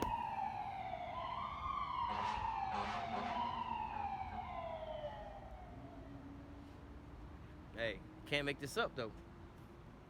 Going back, Isaiah 47:7, it says, and thou sayest, I shall be a lady forever, so that thou did not lay these things to thy heart, neither did thou remember the latter end of it. So hey, you thought that you was gonna be a lady forever. You was gonna be that pristine nation forever. You was just gonna sit at the top forever. I'm always, hey man, this is indicative to a lot of these people that are, how do I put it? Like these rappers and entertainment, mainly a lot of these rappers and a lot of these athletes. You know, you see a lot of these football players, basketball players, and rappers and stuff like that. They get this here money, they start flashing and man, I got this and I got that. I'm gonna be spending all kind of money on whatever, and it ain't nothing for me to be taking, you know, private flights at $30,000 a flight. Like, motherfucker, like, you know that plane ticket only cost you $300 to fly, and you paying $30,000 for that same flight? Yeah, I can fly by myself, fly all this, I can have my little selfie. But then, you know, you got T-Pain is a prime example of that, man. T-Pain, I believe, kind of bounced back financially, but there was a point in time where there was a couple summers where every single song had T-Pain on there, man. It was like, yo, like, you think Drake is on everything now, man. T-Pain and Lil Wayne overshadowed the fuck out of goddamn Drake when T-Pain was out. T-Pain was on every goddamn thing. T-Pain was paid in the motherfucker, right? Then he was talking about all the things that he was doing and spending money on, and the first one with a Bugatti, when the Bugattis came back out and everything else like that, man, to going like, yeah, I'm damn near bankrupt. I ain't got no money. I didn't think it was gonna ever stop. I thought I was gonna be making, you know, $100,000 a night for the rest of my life and everything else like that. How the hell do I go broke if I make $100,000 a night for a whole fucking year? That should be enough for anybody to live off of. And true enough, it is. That's more than enough for anybody to live off of. You know, you make $100,000 a night. You know what I'm saying? Let's just say you do that for 3 nights out of the week. You know what I'm saying? Friday, Saturday, Sunday. You know what I'm saying? Or some shit like that for a whole year. Bro, that's way more than enough. You do that for a month, you should be good enough, right? You do that 4 times, that's enough money for you. Most people don't make that shit in a whole fucking whole year, man. Some people don't even make 100,000 or 6 figures, $100,000 in a year. You done did this Friday, Saturday, and Sunday for a whole month, let alone all 12 months, let alone for multiple years. But the point is, these people wind up spending more. Like, look, I done made $1 million last year, but I done spent $2 million on bills. So that $1 million that I made, I'm actually $1 million in the debt. I'd have been better off working at McDonald's for $13,000 a year, and let's just say going and spending, let's say $10,000 a year, and only got $3,000 left over, or making that $13,000 a year at McDonald's and spending, let's just say $15,000. I'm only $2,000 in the debt instead of $1 million in the debt. So this is how these these rappers and athletes, they be thinking. They think that they're gonna be going on forever. I'm gonna be making this money forever. I'm gonna be paid forever, man. Things gonna be good. Oh, fuck it, I'll buy a new Bugatti. I'll wreck it, go buy another Bugatti. I'll go do this and I'll go do that. Then you just look down the line. Now these niggas is broke. Now they over there working at the Walgreens and shit like that. Like, bro, ain't you T-Pain? Why you work? I ain't saying he working at the Walgreens, but you know, you see these people like that that's all of a sudden they broke and they asking for handouts and things like that. But it's like, bro, you was making so much money. Now how are you in this position, man? But that's the same spirit that these Americans are in, man. Thought they was gonna be a lady forever, man. Look at them. Before, you know, we used to tell, we used to be out prophesying about these things, saying, hey, man, Babylon is gonna come to a screeching halt, man. There's gonna be a grind. The grind is gonna start ceasing here, man. There's not gonna be no more work for Babylon, man. Things is gonna get real bad out here. Oh, it ain't gonna ever happen. We're gonna be balling forever, man. We're gonna always be on. But then look, the pandemic came, slowed down, started grinding the gears and things like that was going on over here, man. All right, and this unemployment is skyrocketing. You got more and more tent cities popping up and everything else like that, man. All right, you got wars and rumors of wars, which is causing economic collapses going on around you. And yet these people think that they still gonna bounce back, but they got the talks of recession on their tongue right about now, man. So, you know, they thought that they was gonna go on and be a lady forever, but now look at all these things that's coming to pass to you, man. How much more when it's time for wars to take place, man, and to kick off, man? How much more when it's gonna be a point in time where it's like, you know what?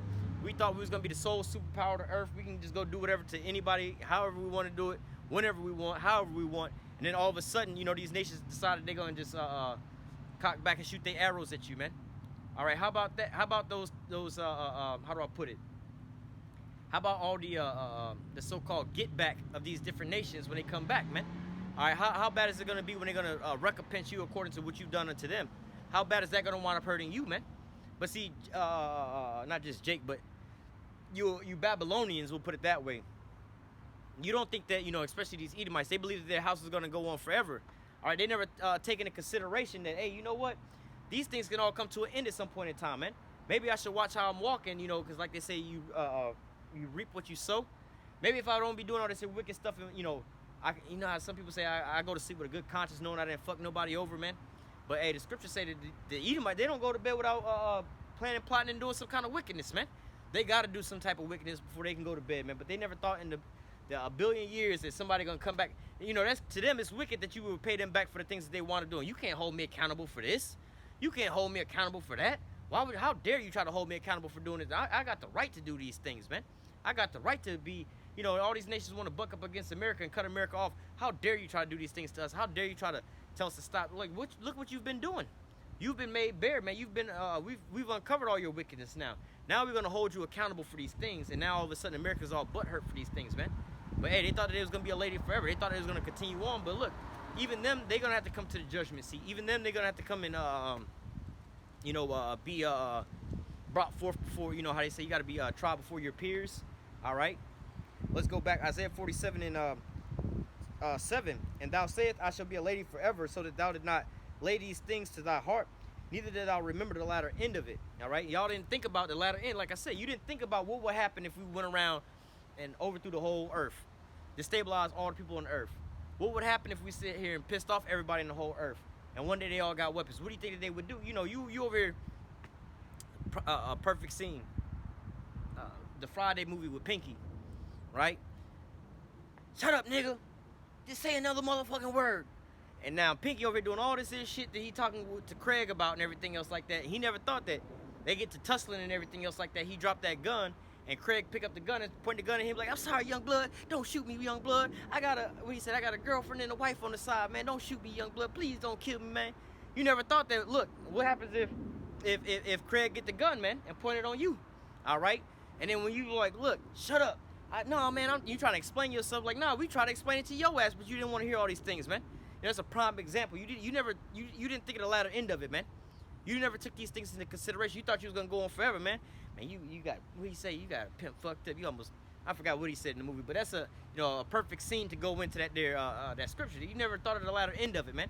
You thought you was gonna come in here and just slap these other nations around and do everything to them, and then all of a sudden nothing was gonna be done unto you. All right. In fact, I'm gonna go back to this and grab this precept real quick. Habakkuk 2 and 5. Yea, also because he transgressed by wine, he is a proud man and neither keepeth at home, who enlarges his desire is hell, and his death cannot be satisfied. So hey, he needed to keep it at home. This guy's always in somebody else's hold up. We got these stupid ass Babylonians causing confusion, about to cause an accident. But yeah, neither keep it at home, always in somebody else's country, man. All right, and like I said, what follows after him? You see them show up on your doorsteps, just know death and hell is gonna follow, man. But he transgressed by his wine. Oh no, we're gonna go over there, we're gonna protect you. Look at what they got going on with the Ukraine scenario. No, we got your back, we're gonna protect you, we're gonna do this, we're gonna do that. Russia ain't gonna do shit. Russia started laying a smackdown on their ass, and all of a sudden, you know,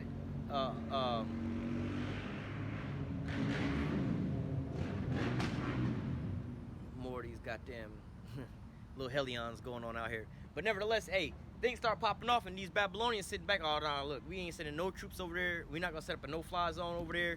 We ain't doing none of these things. But anything, we'll send you some more weapons and things like that and cite you that way.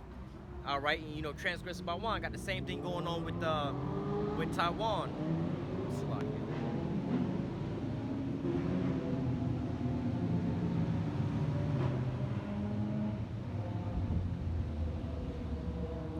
Got a whole gang of them. But hey, this is the same thing that's going on with Taiwan right about now, man. All right, you know, you over there promising these certain things with your transgressing by your wine, your Babylonian juice. No, we got you, we support you, we got this, we got that. Hey man, China ain't finna do shit to y'all. And if China do something, it's not gonna be like Ukraine, man. We're gonna step up to the plate, blah blah blah blah blah. selling them down the goddamn road, man. It's like you people that's been fucked over by a shady car salesman at a used car lot, and you go to another buy here, pay here. Nah, we ain't nothing like them other people. We give you a good deal. We give you a good deal. Everybody always had the same story after they go to a buy here, pay here. They get fucked over by a shady car salesman. But people, they never learn. They keep going back, though. But, hey, this is that transgressing by that wine. That sweet talk, man. You tell them whatever they want to hear. Yeah. We'll do this, we'll do that, we'll do this, we'll do that. Just sign the paperwork, man. As soon as you sign the paperwork, they got asterisk with another asterisk or another asterisk to a whole other document that they got to sit there and type up. You know what I'm saying? Like, yeah, well, you actually signed over your whole firstborn, your house, your mama house, your grandmama house, and your auntie house. And then all of a sudden you realize you done been fucked over by these people. That's like, damn, man, what happened, man? You know, and this is what these people start waking up to. Hey, Babylon has been a golden cup in the Lord's hand that made all the earth drunken. All right, the nations are drunken of her wine, therefore the nations are mad. You know, roughly paraphrasing. Hey, they will wind up waking up to the fact that, like, man, we've been sold a lie by these goddamn Americans, man. Even your own allies realize, man, this is a bad deal for us, man. Go check the temperature in Germany right now, you know, no pun intended. You know, but nevertheless, you know, they're like, hey, man, we might not be able to warm ourselves over here, man. Keep warm water over here, because why we can't get this here, the natural gas that we supposed to be getting from Russia, man. Now they talking about some, the Nord Stream 2 pipeline is down, or not Nord Stream 2, but the Nord Stream 1 pipeline is down for repairs and everything else like that, and then all of a sudden they can't get the part to bring it back up online. Like, bro, we over here suffering. Well, you think that Russia's really in a, how do I say, in a rush to get something to back up in line to benefit your ass when y'all over there actively working to put sanctions on them to crush their nation? You come on, man. You think it's like, look, man, I'm not finna actively help you come destroy me. So if anything, like, well, whatever, man. You know, I'll just keep this here piece that we need to get this here going on and everything else like that. Because look, you can say, well, y'all ain't gonna be able to sell y'all natural gas. Like, no, we're gonna still sell it. We're gonna just wait until y'all be really begging for it. Then we'll sell it to you at an even higher price, make up for whatever losses y'all thought we was gonna get, because y'all need this. You know what I'm saying? So hey, it is what it is. All right, you know, you got a grocery store or something like that. People need food or something like that, or you ever been paying the bill, let's say, and you show up all extra late and it's time to go, and you about to walk out. Nah, bro, I gotta go home. I'm tired. I've been here all day and everything else like that. All right, well, fuck it then. I'll let you. I'm gonna open up the store again. But guess what? I'm finna benefit because I'm about to get paid overtime for being here. I'm gonna charge you an extra 25% on top of this. How much is them lights being on worth it to you, man? Next time you'll show up on time. But since you don't want to show up on time, guess what I'm finna do? I'm finna tax your ass on this here B. Because you need the lights. I'm in position to sell it to you. You know, I'm gonna make my money regardless, but I'm about to make even more money up off of your ass, man. And that's what you got these Russians over there in a position of doing. All right? But let's go back. Habakkuk 2:5. Yea, also because he transgresses by wine, he is a proud man, neither keepeth at home, who enlarges his desire as hell, and as his death cannot be satisfied, but gathereth unto him all nations, and heapeth unto him all people. And why does he heap all these people unto him, man? All right, is it to heap these people unto him for what? Oh, we gonna kumbaya, we gonna all be together, all live a happy-go-lucky life? No, this nigga, why do you think he want these Ukrainians to be on his side? Why do you think they want to go and aid Taiwan? You think they just want to, we want to incorporate them to be part of America so that we can give them the same rights that you get? We can let them vote in our elections. We can give them money, and we can benefit them. Hell no, look at places like Puerto Rico, man. That's an American Commonwealth, but they don't have the same rights that Americans have, but yet they pay American taxes.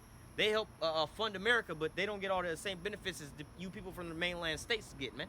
All right, but yet and still, you know, hey, why does America heap unto them all these different nations, man? What do you think America is getting out of Ukraine, man? Well, we know they got their little, what do they call those, chemical labs over there. They using that stuff over there, and they can test it out over there. So if it backfire and go wrong, it's not going to, how do I say, it's not going to pollute their own people and their own land. And plus, they can do it over there under somebody else's laws because, hey, it's against the law to do that here in America.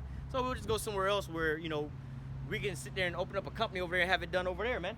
Just like how some things are illegal for you to do, or even state taxes is bad. Not, you know, you got a business. Some states is better to operate in business with because of state taxes and things like that.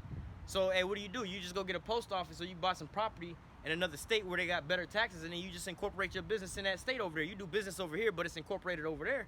Hey, man, you know, I pay these taxes or whatever. But, hey, this is what Babylon the Great is wind up doing with these other nations. This is why he's heaping these other nations unto him, man. It's for their own, so-called their own gain, man. All right, it's not for a so-called, we want everybody to kumbaya and everybody be together, man. You think that you want to bring peace and stability to Ukraine, they would stop bringing weapons over there, man. All right, those people was fine and dandy until they got over there. But no, they want to go over there for what? The resources. there's a pipeline they trying to run through Ukraine that's going over to Syria and everything else like that. That hey, Ukraine or Russia was getting the money off of it. They're like, nah, hell no, we want to be able to get the money up off of that bad boy, man. All right, you know, you got Taiwan. You know, there's resources over there as well too. I believe there's oil down around in the South China Sea. All right, but ultimately, you know, they have strategic military positions to wage war against these nations, man. All right, you want to wage war? I was speaking to somebody, the same person that was talking about the military and stuff, about how, you know, you in the safest spot in America than these other countries. Like, yeah, because, you know, if America wanted to attack Russia, like as you see in Ukraine, all they got to do is shoot it over the border and hit Russia. If Russia want to attack America or China want to attack America, you know, America already right there. You know, this is why they got them in South Korea, man. Because all they got to do is bypass North Korea. They right there. This is why they're trying to go into Taiwan, because they just go over the water to hit Taiwan. They already right there.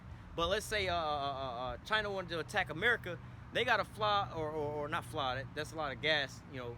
And you know, think about Pearl Harbor. All them planes couldn't make their way back. They didn't have enough fuel with their payload to come all the way over it. So what they would do is they would have to send aircraft carriers, in which China only got one aircraft carrier. They have to sail from China to America. It'd take about 3 days to get over there by ship, man. So America would see them in the whole water, bringing all their damn warplanes over there. All they would have to do is hit the one aircraft carrier that they got. Now they just like, now how you gonna bring your equipment to invade America? It's not that easy to do. Just like thinking back to the war in Iraq, all right? Now America got military bases all in the Middle East, all over the damn globe. They can keep refueling. They wasn't flying planes from America over to Iraq and bombing Iraq from America, but they ain't got enough fuel to fly all the way over there from here to there with their weapon payload, man. All right, you got to understand that these jets and things like that, it's like they can't always go to, they got to sacrifice one thing. It's either we can bring more weapons and less fuel, all right, meaning our what they call sorties or our little trips, our missions are going to be a shorter trip, but we can have more payload, or we can have a longer trip, a longer, how do you call it, range of fuel, but less munitions on board. All right, it's one or the other, man. All right, so just like a semi-truck, man. You know, you got more loaded down truck, you're gonna burn up more gas than if your truck ain't got that trailer on the back of it, man. All right, but hey, you know, when you think about the war in Iraq, for those Iraqis, let's just say it was the Iraqi military, but for Iraq to sit back and hit back at America, man, they would have to leave Iraq, fly planes and shit like that all the way over, or have aircraft carriers and everything else like that to come all the way over the water just to hit America, man. All right, the only Americans they was hitting was the Americans that was on the ground in Iraq. They wasn't really bringing their war over to America like that. So you have to think about these strategic locations and things like that. So hey, this is why America is heaping to themselves these different nations and things like that to keep the war onto their doorsteps and everything else like that, man. All right, America waging war on Russia. Well, hey, we're going to just invade from the places that we are right around, and we're going to just invade from Ukraine. All right, for Russia to invade America, well, Russia's got to go all the way, you know, send those missiles over the North Pole and everything else like that, as prophesied in the scripture. But, you know, as far as landing an invasion, for anybody to invade America, America got that as a piece of their defense, is the fact that the only people that's living on the western hemisphere of the globe is America and their allies, mainly America, like the United States of America.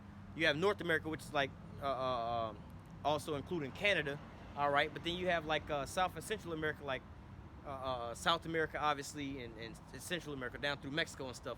All of these people are pretty much all American allies. I think the only person that's not an American ally on this side of the globe is Cuba, and Cuba ain't but so big. That's really not really a threat. They've been frozen in time in the 50s since the 50s, so they're not a threat. So everybody else over here are all allies. Anybody that wanted to bring smoke to America, guess what? They gotta come like those ship and container ships gotta do. Hey, they gotta. We'll see them from days on in as they coming over here. Oh yeah, China think they slick. They think they could just sneak up on us. Bro, we see y'all 2 days out. All right, we gonna wait till y'all 1 day out, then just bomb y'all ass in the middle of the water. What you gonna do? Send reinforcements? You only have one aircraft carrier, bro. Sit your ass the fuck down, man. You got all them soldiers, but you can't bring all them soldiers over. How you gonna bring them over here anyway, man? All right, you know what I'm saying? Or you gonna fly your planes over here? Still gonna take you some time to get your planes over here because you coming from China all the way over here, and we gonna see them in the air. We can just shoot them bad boys down too. So you don't really have a way of invading over here. Now, if America wanted to invade China, again, they got military bases in goddamn South Korea. All right, they got military bases in Japan. They got military bases all over in those Asian countries. That's where your girl Pelosi was at, going on that little tour for over there anyway, man. All right, so you see, this is one of the little, how do I say, warframe fronts that they have, all right? Well, let's get back. It says, yea, also because he transgresses about wine, he is a proud man, neither keepeth at home, who enlarges his desires hell, and says, death cannot be satisfied, but gathereth unto him all nations, and heapeth unto him all people. And like I said, you got the resources that those nations provide. that he wants these different nations for, and also, well, he wants the resources ultimately, but a secondary target is, again, having them as a military launch pad in order to get more resources from other countries, put it that way. You know, like all these other nations, like some of them, yeah, Ukraine got oil and stuff like that, but then also, or they have a pipeline that goes through them and transporting things like that for trade. But also, hey, if we can use this as a launch pad to wage war onto the bigger dog that's over there, we could use that as well too, and it'd be easier for us to conquer. Because see, hey, when American planes got to refuel, they just fly back to Ukraine and then fly back on over to Russia. Or they just you know, it's a launch pad, they could just dock over in Ukraine and then, you know, send back off to Russia, man. All right, if America waging war from China, or with China, and they base is in South Korea, all they gotta do is fly over North Korea, that ain't that far, and just be hitting China.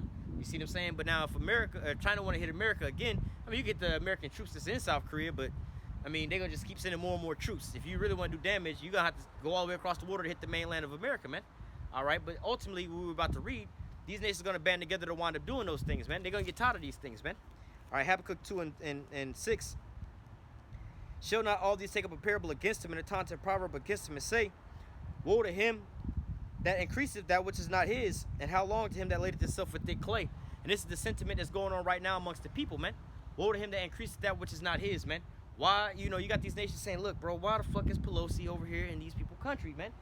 Like, we ain't even got over the Ukraine scenario, you over here in the Taiwan scenario. Like, when are y'all gonna stop encroaching on people's property, man? Like, we ain't even sat down and had these resolutions of what's going on with the Ukraine situation, and here you go again, holding the same play, man. It's nothing new under the sun, man. You Edomites keep rocking with the same damn game plan and everything else like that. So, hey, this is like you know, this is how do I say, a telegraphed a strike. You know, we can see, like, we know when you rock this way, you're gonna come with it that way. So we see you already rocking this way. Oh, we know what game plan you finna pull, man. You gonna say, because beforehand they say, oh, they had weapons of mass destruction, but they say they always gotta go over to liberate some people. They gotta go over there for freedom. We gotta go into humanitarian aid, man. Think about all the latest invasions into these countries was all pretext of what? Helping people out, man. Making things better for the people that was going on around them, man. Oh, you know, Saddam got weapons of mass destruction. We got to go help those people out over there. Oh, you know, there's terrorists in Syria. We got to go help out the people in Syria. You know what I'm saying? Oh, Russia's about to invade Ukraine. We got to go help them out. China over there disputing over Taiwan. We got to go help them people out. So all these things is predicated off of these deception, all right? But yet and still he gathered onto them all these different people. But hey, it says, look, going back, Habakkuk 2 and 6. Says, shall not all these take up a parable against him, and a taunting proverb against him, and say, woe to him that increaseth that which is not his. So, bro, how long is it going to be for you to stop sticking your nose in other people's business? How long is it going to be for you to stop instigating conflicts that ain't got shit to do with you, man? How long are you going to keep doing this here, same old BS and how do I say, instigating issues amongst the globe, man? Stirring up a hornet's nest, man. All right? It says, woe to him that increaseth that which is not his. How long? And to him that ladeth himself with thick clay. All right, lading yourself with thick clay, going into that thick debt, man. All right, you got your massive military spending, military budgets. You got foreign aid packages going out to keep supplying. Like, you know, some of these European countries, they got to like slow down their supply of weapons to Ukraine. At least they don't have no weapons for their own military. Like, bro, we done gave up all our rocket launchers. We ain't even got rocket launchers no more. We gave up all of our goddamn this and gave up all of our that, and now we just out here looking stupid because we didn't give up all of our arms to Ukraine, and Russia just blew up the whole supply depot, and now all the weapons, none of the weapons even got used, man. All right, but hey, this is them being caught into their own snare, their own trap, man. This is how you get to the point of no return, to where everybody's looking at you like you the problem, man. All right, your own counsel is bringing you down into the ground, man. Your own moves. That's why I say, man. It will behoove you, American citizens, to start telling your politicians you're not down with these wars, man. You're not down with the encroachment on other people's property no more, man. You like, yo, bro, we want peace, bro. We don't want to be going over here and invading these. We don't give a fuck about them people like that, man. And like, we don't know no insurgents. We don't know no Ukrainians. We don't know no Taiwanese people. We don't give a fuck about none of that. We know that this is affecting us, but yet still these people, the blind are leading the blind. So hey, all right, you want to be partakers with her sin, you're going to be partakers with her judgment. So, hey, you're going to go right along with them. These people, that's why the scriptures say, you know, the Medes, they're not going to regard their silver nor their gold. You're not going to be able to pay them off.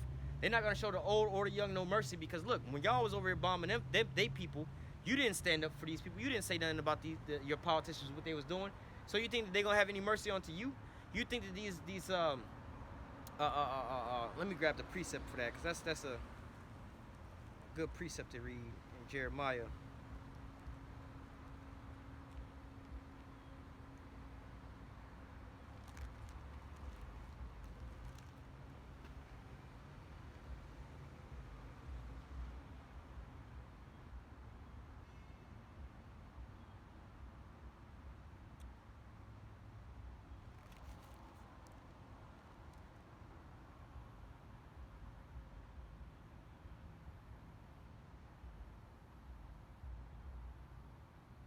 Like, give me 1 second to find this. This verse.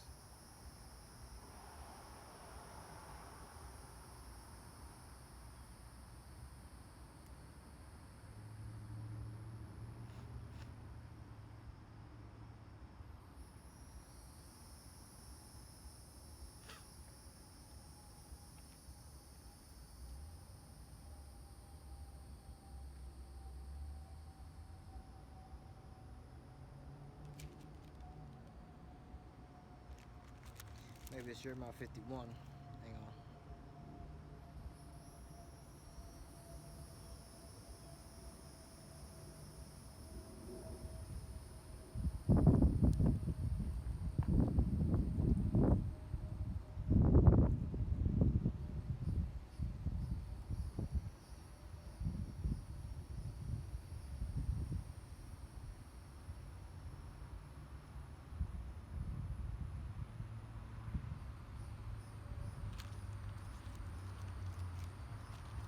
I know it's right here. I might have to look it up just for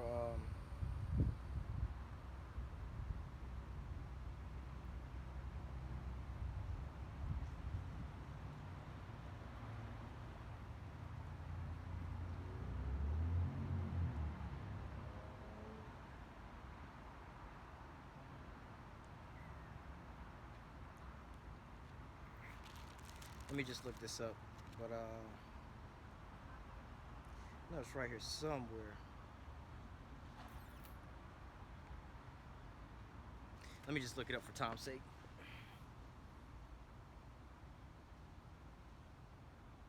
Oh, actually, it's in Isaiah. I want to say, hold on. Let me select it. I think it's Isaiah chapter. Right here.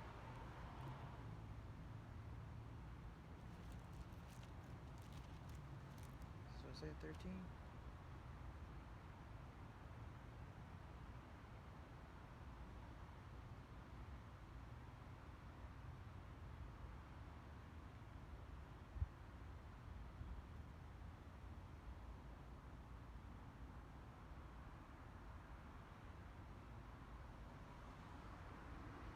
All right, here's one.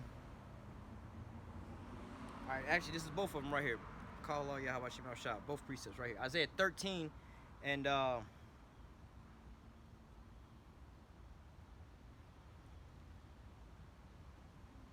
man. Let me start all the way up real quick. The point is about we'll come back to that too. All right. The point is I'm trying to get at is, hey, they're not gonna show you no mercy, because this whole time, like I said, you have these people should be speaking into their politicians, saying, hey, we don't want this no more, because all this is doing, going back to the, you need to keep it at home, but heap it to them all nations. Hey man, this is only causing turmoil into these people's not to say they land masses, but wherever they're dwelling at. But yet and still, Jake is not gonna, how do I put it? Jake is not gonna, not Jake, but you Babylonians is not gonna go up to your world leaders and be like, look, enough is enough. We're not with this no more. So, and you even have Vladimir Putin that went on the TV and was like saying to, he was appealing to the American population. I believe this was, maybe Obama was in office. I doubt if it was Trump, but I think it was Obama was in office. But he was pleading with the American population, saying, look, we don't want to have to do this. Get your mans. Make sure, hey, y'all with the like, bro, stop with the bullshit, bro. Cause hey, we'll press the button on y'all ass, but it's not gonna end. It's not gonna end good for you people. It's not gonna end good for anybody, but it's not gonna really end good for y'all, because once we press the button, y'all gonna cease to exist, and that's just gonna be it. You know, he's gonna turn America to a nuclear pile of ash, is what he said, man. All right, he's like, look, bro, and that's what, hey, the scriptures say. All right, we're about to read it, but again, not showing pity upon the old or the young. All right, or the fruit of his seed. All right, and he's not gonna. And these are the verses I'm quoting, that the point I'm trying to get at, but we'll get down to it. He's not gonna be able to regard the silver, or the gold. You're not gonna be able to pay him off, man. All right, because at this point in time, he's just like, look, man, when they start shooting these missiles over here, they're not gonna be like, all right, we're gonna strategically hit the military bases. We're gonna strategically hit these certain points of interest for militarily wise, you know what I'm saying, and infrastructure like that. Nah, man, they're gonna tear everything up, because again, you know, where was the cry of these people? You regular everyday Babylonians saying, hey, Pelosi, no, we ain't with this shit no more. Biden, them, we not with this shit no more. We not going. We tired of this shit, man. Where was the American population standing up talking about these things to their politicians, trying to stop them from doing these things, man? It wasn't one. It was like, well, fuck it, we with it anyway, man. We don't give a damn. We don't know nobody over there, but fuck it, go blow them up anyway, man. You know, or go whatever y'all got going, whatever the narrative y'all want to believe, y'all believe. Y'all don't even bat twice at it, man. But since you didn't show them no mercy, they're not gonna show you no mercy, right? Because over there, indiscriminately, these people, the civilians and the citizens are getting done up by these things, man. All right. Isaiah chapter 13, starting at verse 5. It says, they come from a far country, from the end of heaven, even the Lord and his weapons of indignation to destroy the whole land. So what kind of weapon can destroy the whole land? All right, it's called a thermonuclear missile. All right, a thermonuclear bomb, man. All right, now it says they come from a far country, even from the end of heaven. What kind of weapon can go from one end of the earth to the other end of the earth? All right, it's called an intercontinental ballistic missile. All right, it's what takes up the space shuttle rockets, you know, rocket that takes the satellites and things like that into space, man. All right, that's gonna be the delivery system of these thermonuclear missiles, man. All right, so it says they come from a far country, even the end of heaven, even Yahweh and the weapons of his indignation to destroy the whole land. How ye, for the day of Yahweh is at hand, it shall come as a destruction from the Almighty. All right, this is not gonna be on a how they say it's of biblical proportion. All right, it's gonna be of something that you ain't ever seen before, man. You think you've seen destruction and everything else like that before? Hey, look, in one day and 1 hour, this whole place gonna go up like a flame, man. All right, you're just gonna see that besom of destruction, man. All right, that big heat wave that's coming around and wholly making this place desolate, man. This whole place is gonna go up in just a matter of some moments, man. All right, in 1 day and in 1 hour. Verse 7, therefore shall all hands be faint, and every man's heart shall melt. All right, that's when you're gonna get that what do you call it? That emergency broadcast text. All right, bam, bam, bam. Emergency broadcast. There's been incoming thermonuclear missiles being launched from Russia, from Germany, from France, from China, North Korea, and all the rest of America's allies and all of America's enemies, man. They're gonna be like, incoming thermonuclear missiles. Take shelter now. Get into your nearest closet, under your nearest table. Go hide in your bathroom, man. Go hide under the covers, man. You might as well just get in the bed and hide under the sheets. It's just the same amount of equivalent of fucking help you gonna get. But hey, you know, that's when men's hearts are gonna start failing. They're gonna be like, oh shit, is this real? Oh shit, what's really going on? Hey, I would say go look up. They have what they call the end of the world prank, man. You have people where they have there's a couple different versions of it. You know, you got the UFO invasion, but then you also have the nuclear attack one. But you go and you look at the end of the world prank. All right, where some people get caught off guard. They think they watching TV, and all of a sudden, the nuclear war missile, the little emergency broadcast thing come on, and they said that there was a missile launch, and people start freaking out, man. All right, their hearts start failing them for the fear of the things that they hear, man. All right, they had a scenario like that back in the days in in Hawaii. All right, where you were seeing people that was just buck. They didn't know what the hell to do, man. They was putting their kids in the goddamn drainage systems and everything else like that, man. They was just running like chickens with their heads cut off, man. All right, that's when that fear is gonna start hitting them. Oh, what do we do? What do we do? That's when reality is gonna start setting in, because they think right now, hey, America has that luxury, man. All right, going back to Isaiah 47, Lord, we'll get back to it.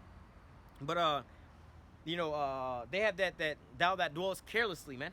They have that spirit of like, well, you know, America been at war for like the last 20 plus years. You know what I'm saying? Probably even more than that. But you know, recently from the Middle East conflict and rolled over to where we at now. All right, America constantly been at war with that. You know, Middle East and going into with ISIS, with Iraq and Syria, moved up out of Syria. Now you into the Ukraine, moving from Ukraine to China and Taiwan.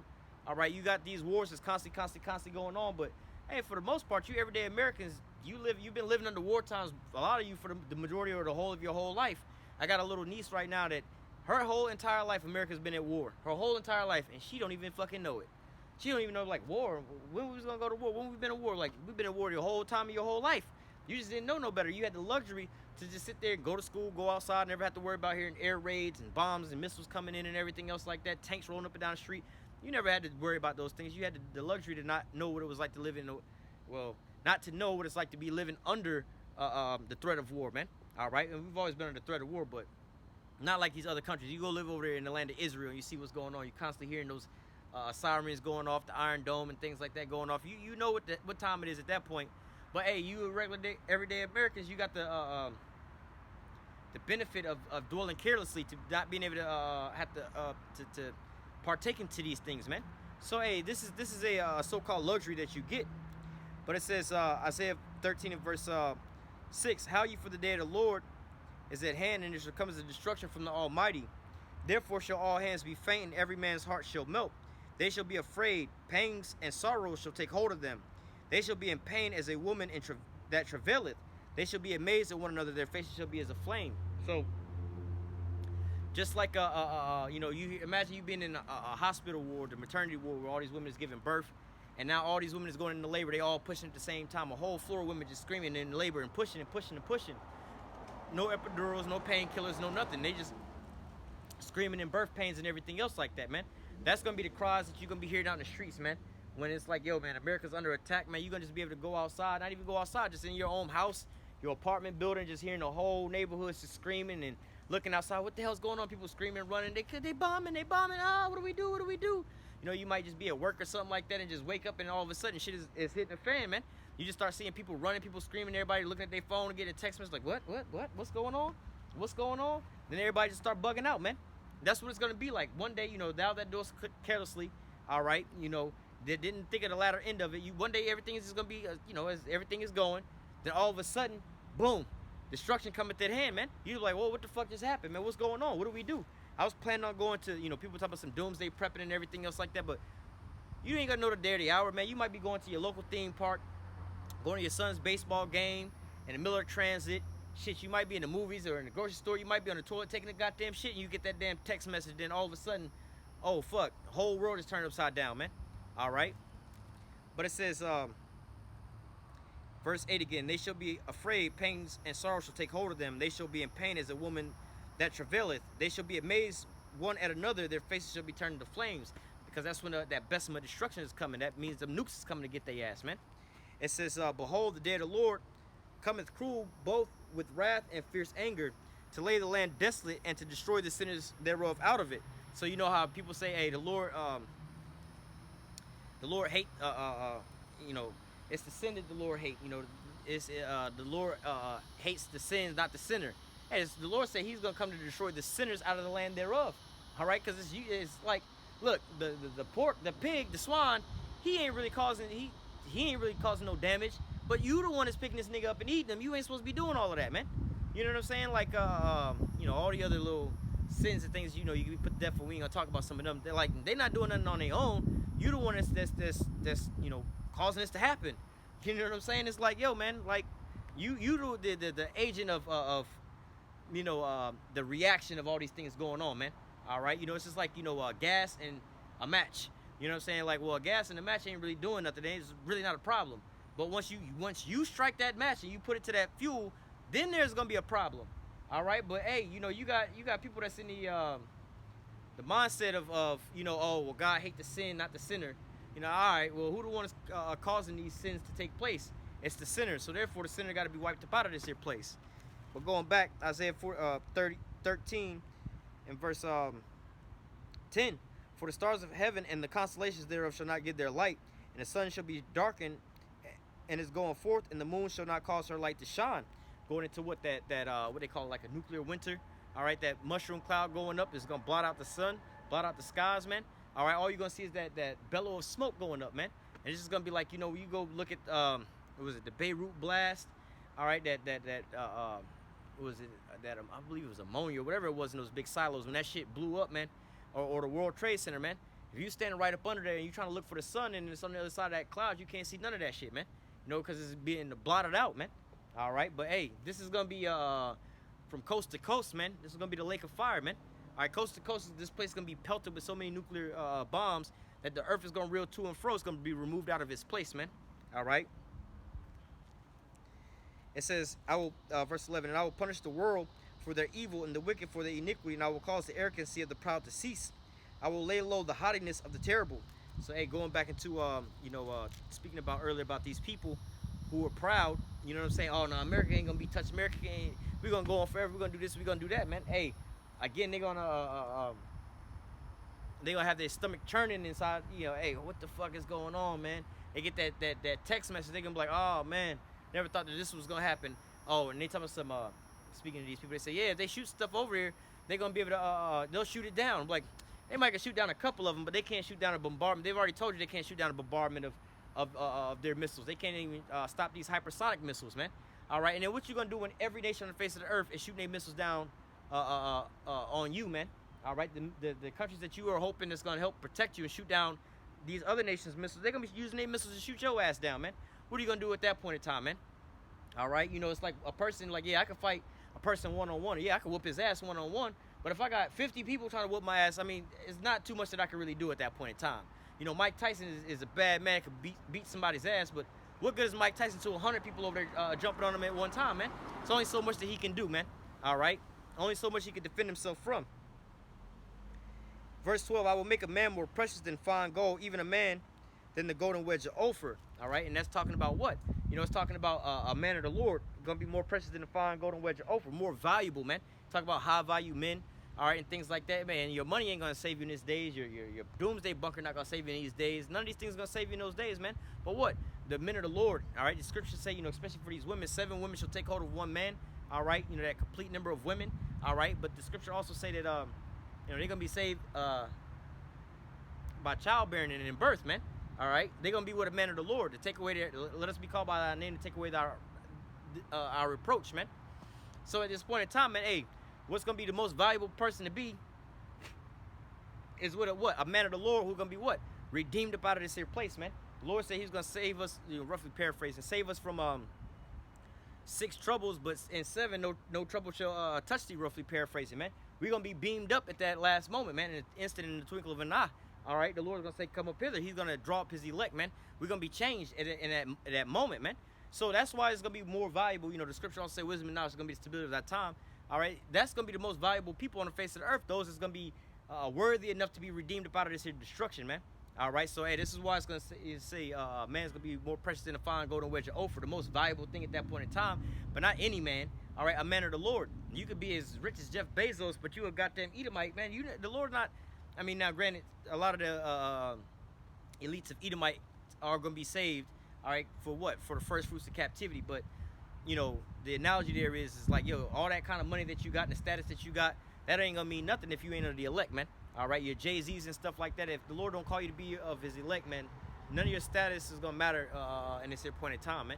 All right, again, wisdom and knowledge is gonna be the stability of our time, man. You would be wise to be serving the Lord, calling on the Lord, repenting. All right, coming back to the law, statutes, commandments. All right, trying to be making your call and election sure. All right, but going back, Isaiah 13 and 13, it says, therefore will I shake the heavens, and the earth shall be removed out of her place in the wrath of the Lord of hosts in the day of his fierce anger. All right, so the Lord, it says that the earth shall be removed out of her place. All right, that's going to be those 200 million missiles pelting the earth at one point in time, man. All right, they tell you that when a nuclear bomb go off, you know, you can measure it on the Richter scale, man, because it's a small tremors on the earth, like as if it's an earthquake. All right, so how much more when all these warheads, 200 million warheads is coming down, raining on the earth, man, hitting Babylon the Great, boom, boom, boom, boom, boom, boom, boom, boom, boom. All right, you know, you have, what's it called, a 3-stage rocket, I believe it is. It's a 3-stage rocket. Hey, you should look them bitches up on YouTube. 3-stage rocket. It's a homemade firework or whatever, man. Them things sound like, you know, you read the comments like, that ain't no goddamn firework. That's a cruise missile. People look like a bottle rocket. They light these bad boys off. They go up, shoot over it, and they take off, and then they boom. It's loud ass boom, so loud that, you know, people car alarms and shit be going off like that, man. People be coming out the house looking like, what the hell is going on? All right, but hey, if that vibration, you know, the reason the car alarms go off is because of the vibration. You know what I'm saying? Like, you know how sometimes Jake be riding through the hood with they music bumping. All right, now you don't actually have to hit the other car, but if your car got the bass rattling and everything else like that, where the pictures are moving inside of your house, all right, that vibration is also vibrating these cars, which causes their car alarm to go off. So, hey, if the bass in somebody's car or fireworks can make somebody's car alarm go off from the vibration of that, how much more the whole vibration of these nukes going off, man? And when those nukes go off, all right, there's what they call a shock wave, a concussion wave, man. You can see those things like, look up, what was it, the Challenger? I think it was the Challenger space shuttle. One of those space shuttles that went off. I mean, you can see this with a lot of different bombs and everything else that go off like that as well, too. But, or even fireworks. You see fireworks in a distance like that go off. Like you see the flash before you hear the boom. All right, you have to wait for that concussion wave to actually come back, man. All right, but hey, when these missiles they go off, they're gonna have a loud ass sound and everything else. Like, hey, you know, there was in Russia, there's a meteorite that came through, right? And it came through. It was traveling so fast, it was breaking the sound barrier, and it was causing what they call sonic booms. All right, when those sonic booms, and that's another thing, man. All right, when those sonic booms was going off, it shattered all the glass from all the buildings. It was just massive explosions, man. You know, here in Florida, we have the space shuttles. When the space shuttles come back into orbit or into the atmosphere, it makes a loud ass sonic boom. You would think your house exploded, man. Remember the first time I ever heard it, I thought my house blew up, man. Glass windows and things like that just start shattering, not shattering, but shaking. You know what I'm saying? Boom! Thought a bomb went off. I went outside, looked up. I ran inside the house. Thought something had blew up, man. I was like, man, what the hell was going on? The whole next day I was trying to figure out, like, bro, I don't know what the hell was going on. I heard a loud ass like bomb go off around my house last night. What was going on? Oh, that was a space shuttle coming back in, man. It was a sonic booms from the space shuttle, man. So you can only imagine, you know, 200 million nuclear tipped missiles, the warheads coming back into the atmosphere, breaking through the atmosphere at one point in time. And you talk about one space shuttle coming through, making all these damn booms, and every time it passed by, it was multiple. It's not just one boom; it's actually multiple booms that happen. But man, you have all these tips coming back into the atmosphere at one time. All you use boom, boom, boom, boom. That alone is, those shock waves alone is gonna send the earth trembling and rocking back and forth. And then when they actually hit the earth themselves, man, the earth is gonna reel to and fro out of her place, man. All right, causing all kind of earthquakes, causing all kind of tsunamis and things like that, man. The whole earth is gonna be up in an upheaval of chaos and destruction, man. All right, this whole place is gonna be turned upside down, wholly cleansed, man. All right, it's gonna be the day of the Lord is not nothing to be playing with, man. All right, that's why the elect has to be saved up out of here, man. All right, no matter how much bunkers you got and all. Hey, man, these things is destroying all of that, man. All right. Going back, Isaiah 13 and verse, let's read 13 again. Therefore will I shake the heavens, and the earth shall remove out of her place, and the wrath of the Lord of hosts, in the day of his fierce anger. And it shall be as a chased roe, as a sheep that no man taketh up. They shall every man turn to his own people, and flee everyone to his own land. And again, you have these things starting to take place now where a lot of these people that are coming over here for work and things like that are realizing, hey, man, it's not looking so good on the war front. We're going to just go back to our own country, man. We're going to go back to our own land where it's a lot safer at. And, you know, they have, like, a lot of times when these things start to happen, they send different countries will bring what they call their diplomats back or close down their embassies. It's like it's not safe for us to fly over there. So let us just go on back into our own country, man. It says, everyone that is found shall be thrust through, and everyone that is joined unto them shall fall by the sword. All right, and you got to think about, you know, especially like Jake that's inside of these militaries and things like that, man. Like I was speaking about earlier, man, you want to be part of this military, you find out one day that you're in the world's wickedest military, you're going to be brought down with them, man. All right, you know, so, hey, you want to be joined hand in hand with these people. You want to be like, oh, no, we with the Pelosi situation, we with them going over there. Yeah, we need to go stop all these things. You're not going to get let off the hook, man. You're going to be judged right along with them, man. You want to be partakers into the things that they're doing. You're going to be partakers in their downfall, man. So, hey, this is all set up for you to be you know, how do I say, not to say made righteous for your judgment, but condemned in the things that you're doing. You know, you're pretty much marking yourself for judgment, man. All right, oh, we're going to go over there and fight for America and the military and everything else like that. Yeah, we're going to re-enlist. We got to go fight. We got to go stand up for our country. All right, you go do that if you want to, man. All right, you know, you got to understand, we in captivity over here, man. The Lord come to deliver us, but he's also judging the people that's got us into captivity. You know, think about back in the days of Egypt, man. You know, Moses was the second in command over all of Egypt, you know, but or what was he, second or third in command over Egypt? But nevertheless, you know, he was in a part of the house of Egypt, right? Or the house of the Pharaoh. All right, but then you have to think about at a certain point in time, he said, you know, but I don't want to be a part of this no more. All right, I want to be you know, I want to be with my own people, right? And so what? When the new pharaoh that rose up, because see, he was born under the first pharaoh, but then he died and his son took over, all right, and Moses was right up under him, right? But then he was like, you know what? I'd rather be with my people, man. Moses could have been fighting with the pharaoh and his army and everything else like that, and like, yo, I'm over here fighting with the Egyptians. But the Lord was like, hey, look, I'm against the Egyptians. So if you want to stand with the Egyptians, I'm gonna take you out along with the Egyptian army. Because hey, what happened to the Egyptian army? They got, how you say, flooded inside the the Red Sea. All right, but what? Moses arose ye and departed from out of that place, man. He didn't want to be partakers of those sins, man. So hey, you want to be going hand in hand with these people? You're gonna go hand in hand with these people down to destruction.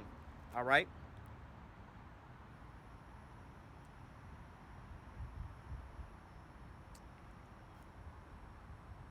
Isaiah 13 and 15, it says, everyone that is found shall be thrust through, and everyone that is joined unto them shall fall by the sword. Their children also shall be dashed into pieces before their eyes, and their houses shall be spoiled, and their wives ravished. And just like how America does to these other nations when they go overseas, and the war crimes that they commit, these people ain't forgot about these things, man. All right, and that's what we're about to get into next. Let me read the next verse. It says, behold, I will stir up the Medes against them, which will not regard silver, and as for gold, they shall not delight in it. And their bows shall dash the young men into pieces, and they will have no pity upon the fruit of the womb. Their eyes shall not spare their children. So, hey, think about this, man. You know, their wives being ravished, children being slain into pieces. All right, hey, you're not going to be able to pay these people off because, hey, when you was over there into their countries, what was you doing to their women, their wives, their daughters, man? You was taking them and doing whatever you wanted to do with them women, man. All right, what you was doing to the old men and everything else like that. Maybe the husband was off at war, but his father was too old to go fight. He's at the house. You run up in the house. You off him. You know what I'm saying? And you take the women for spoil, do whatever you want to go do with them, and then you off them as well too, man. All right, when you over there indiscriminately just dropping bombs on civilians and things like that, you didn't care about, oh, well, we not just hitting military installations, we hitting whatever we can hit. All right? Same thing is going to be in this point in time, man. When Russia and these other nations start striking America, man, they're not going to be just hitting military installations. You know what? We got to make precision strikes. We got to have targeted hits so we can only hit the military bases. And we're only going to just destroy just the bases and the military equipment. We don't want to hit no apartments, no schools, no daycares, no hospitals, no apartment buildings, none of that. We just hitting just the bases. No, man. They're going to be like, tear it all up, man. Like the song, tear the club up. Hey, man, everything has got to go, man. Liquidation sale, man. All right, so, hey, because, you know, this is the end-all, be-all for America, man. All right, these people have lived deliciously so long on in their life the whole time. These people have been able to, live carelessly while these other people are being tormented on the rest, in the rest of the globe, man. They wonder why they hate us because of our freedoms. No, they hate you because of what you and your government have been doing and destroying these folks over there, man. All right, you've been bombing indiscriminately, didn't care about their mothers, their fathers, their children, and things like that. But hey, when it's time come, they're not gonna have no pity and no mercy upon you, man. All right, so this is a how they say a just reward for you, man. All right, but the scriptures say, hey, instead of a just reward, reward her double as she rewarded you. All right, she didn't want to show you no mercy. Don't show her no mercy, man. Her sins have reached all the way up into heaven. All right.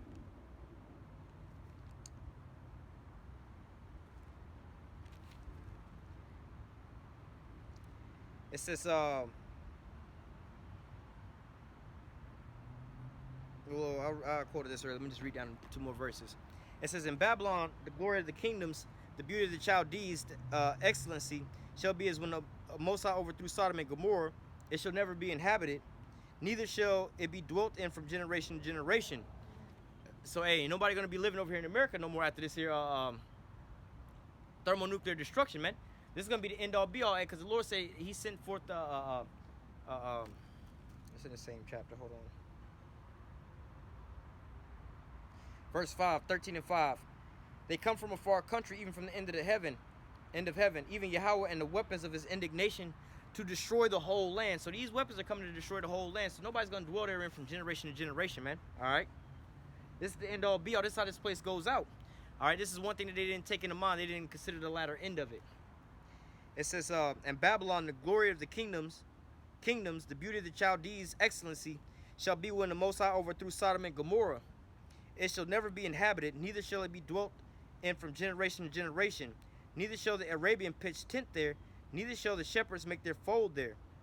So, hey, the Arabians are not going to pitch tent there no more, like I quoted a bit earlier. This ain't where they erected the Tower of Babel. This ain't the ancient, or not ancient. This This is not modern day Iraq. All right, this is the new Babylon, the virgin daughter of Babylon, man. All right, the Lady of Kingdoms, man. All right, this is that golden city, man. All right, they made the whole earth drunken with her wine, her fornications, and things like that, man. All right, this is the place where, you know, where Satan's seat is, where he's ruling from, man. All right, but this here place is gonna be wholly destroyed off the face of the earth, never to be dwelt in again, man. It's gonna be like Sodom and Gomorrah. Hey, it's a new Sodom, it's say spiritually, which is called Sodom and Egypt, man. All right, all these spirits, all these spiritual characteristics are all embodied into this one same thing, man. All right, it's all one big conglomerations of just straight wickedness, man. All right, the beauty of the Chaldees, man, their perfection of their wickedness, man. They all these wicked kingdoms. America has the traits of all these wicked kingdoms all into one, man. All right, if these other nations was able to get the things that America was able to get, and the power and the dominance that America was able to accomplish, man, they would be in awe, man. All right, to be able to have the kind of control that they have over these nations now. All these nations, they all dreamed about these things, but never was able to accomplish these things. But hey, the earth was given into the hand of the wicked, man, into the hand of Esau. All right, to take peace from the earth, to be the ultimate devil, to be on the earth, man. All right, he was created to be destroyed, but hey, he had to be built up to this certain time frame or stage and pinnacle of power, man. All right, this is Esau to the T. All right.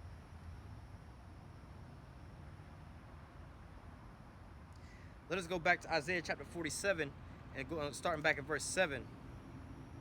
It says, "And thou sayest, I shall be a lady forever, so that thou did not lay these things to heart, neither did thou remember the latter end of it." All right, how much time we got? Oh, okay, cool. We'll finish this off. It says, and thou sayest, I shall be a lady forever, so that thou did not lay these things to heart, neither did thou remember the latter end of it. So, hey, and Lord's will, we'll get back to the Habakkuk. You know, you didn't realize all the things that you would be doing on the earth, you would have to wind up being judged for, man. You didn't take these things to hand. Let me read this precept real quick. In Revelation 18. This is Revelation 18 and verse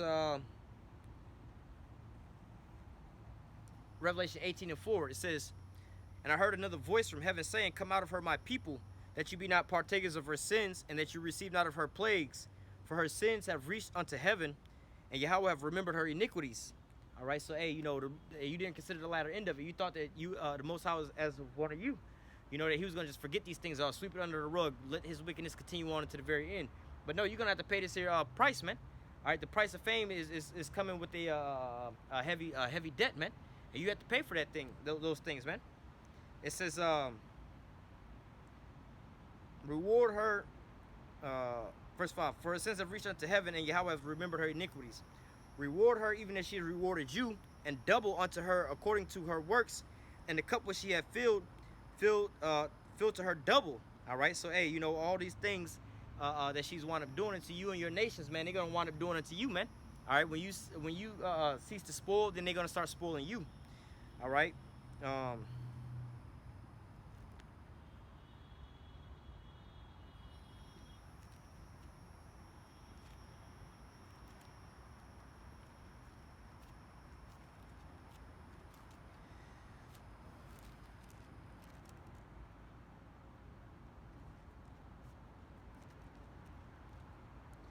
Isaiah 33 and 1, it says, "Woe to thee that spoilest, and thou was not spoiled, and dealt treacherously, and they dealt not treacherously with thee. When thou shalt cease to spoil, thou shalt be spoiled. And when thou shalt make an end to deal treacherously, they shall deal treacherously with thee." And so, hey, this is when Esau's about to fill his belly and stop spoiling because he didn't ate enough. He didn't got everything that he's accomplished. All right, that's when he's going to vomit it all back up, man. The Lord has set forth the bounds that he can't overpass, man. All right, but going back to Revelation 18 and 6, "Reward her even as she rewarded you, and double unto her double according to her works. And the cup which she hath filled to her double. How much she hath glorified herself and lived deliciously, so much torment and sorrow give her." All right, so hey, she didn't live gloriously over top of these other nations by spoiling and plundering all these other nations. Why is it that America became this golden city? It's at the behest of the livelihood of these other nations, man. I got to sit here and like you know, as a king, I got to sit here and live deliciously because I done stole from all the peasants. Y'all are all poor because hey, I was able to steal all your resources, man. I'm sitting up on top because I don't allow y'all to have anything else. Like they say, one for me, one for you. 2 for me, and then now you got a total of 2. You know, and you're gonna keep stacking up to where I'm way up above you and you way beneath me. There's never no coming back. It says, how much she have glorified herself and lived deliciously, so much torment and sorrow give her. For she say in her heart, I sit a queen and am no widow and shall see no sorrow. And so this is what you Americans have in your mind. You're gonna go on forever. I'm a queen. I'm the best there is, man. We don't see, how they say, we don't take no L's, man. You know, we don't take no L's out here. We just sit here. We're gonna keep going and going and going and going. We're gonna how they say, we're gonna go on forever, man. But lo and behold, again, the Lord has set forth the bounds that you can't pass over, man. Your expiration date is rapidly approaching, man. All right. Verse 7, how much she have glorified herself and lived deliciously, so much torment and sorrow give her. For she saith in her heart, I sit a queen and am no widow, and shall see no sorrow. Therefore shall her plagues come in one day, death, mourning, and famine, and she shall be utterly burned with fire, for strong is Yahweh who judges her. So in one day and 1 hour, all these things are going to come upon you. Death, famine, destruction. All right, we're coming into these times now. Well, all these things are starting to take hold of you right about now, man, and you don't even realize where they're coming from, man. All right, well, let's go back to that in Isaiah, because that's what we're reading. All right. Isaiah 47:7, and thou saith, I sit a lady, I shall be a lady forever, so that thou did not lay these things to thy heart, neither did thou remember the latter end of it. Therefore hear now this, thou art given to pleasures, and dwellest carelessly, that saith in thy heart, I am, and none else beside me. I shall not sit as a widow, neither shall I know the loss of children. So again, reiterating, America, you Americans think that you ain't gonna never take no losses, man. It's just gonna be everybody else, man. You don't think you'll ever be in a scenario or a time frame where, you know, oh, I done lost so-and-so to war. They done came over and invaded us, took us as prisoners of war. They didn't just bomb the hell out of us. And you don't think that you're gonna ever have to take these losses, man. Everybody else gotta feel the wrath, but you won't ever feel the wrath, man.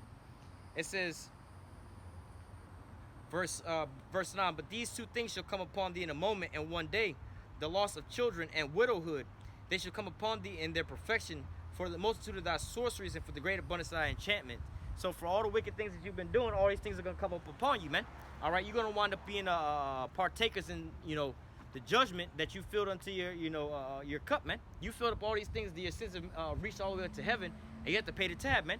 You done ran up a tab in a restaurant, you know what I'm saying? You done order all the finest of things, all right, in a restaurant. You think that you're going to just walk up out of there and not have to pay for these things? No, man, you have to pay for these things, man. You, how they say, you made your bed, now you have to lay in it, man. All right?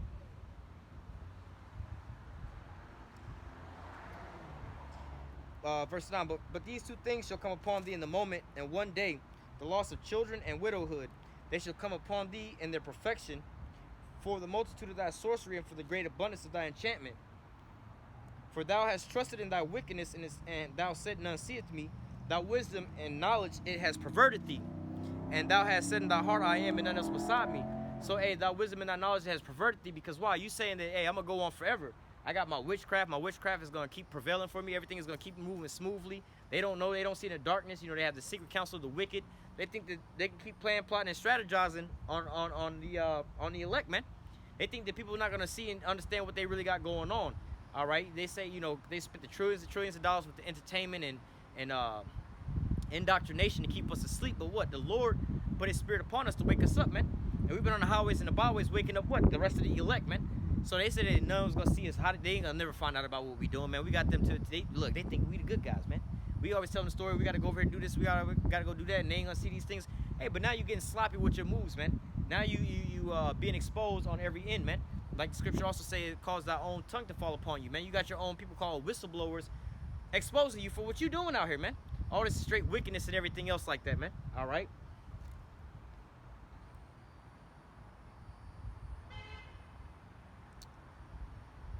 Verse 11, it says, therefore shall evil come upon thee, and thou shalt not know from whence it riseth, and mischief shall fall upon thee, and thou shalt not be able to put it off, and desolation shall come upon thee suddenly, which thou shalt not know. And hey, you start to see everything start to blow, they call that blowback. All right, you getting all this stuff blowing back up into your face. You know, you over here pouring all this gasoline on the fire. Soak it some more, soak it some more, soak it some more. Keep soaking it. And you over there with that stupid ass cigarette lighter real close to the fire like this, and you gonna go to light it, and all of a sudden, whoom, it blew up in your face, and now all of a sudden you engulfed in total flames and don't know what the hell didn't happen. Well, you the one poured all the gas on the damn fire.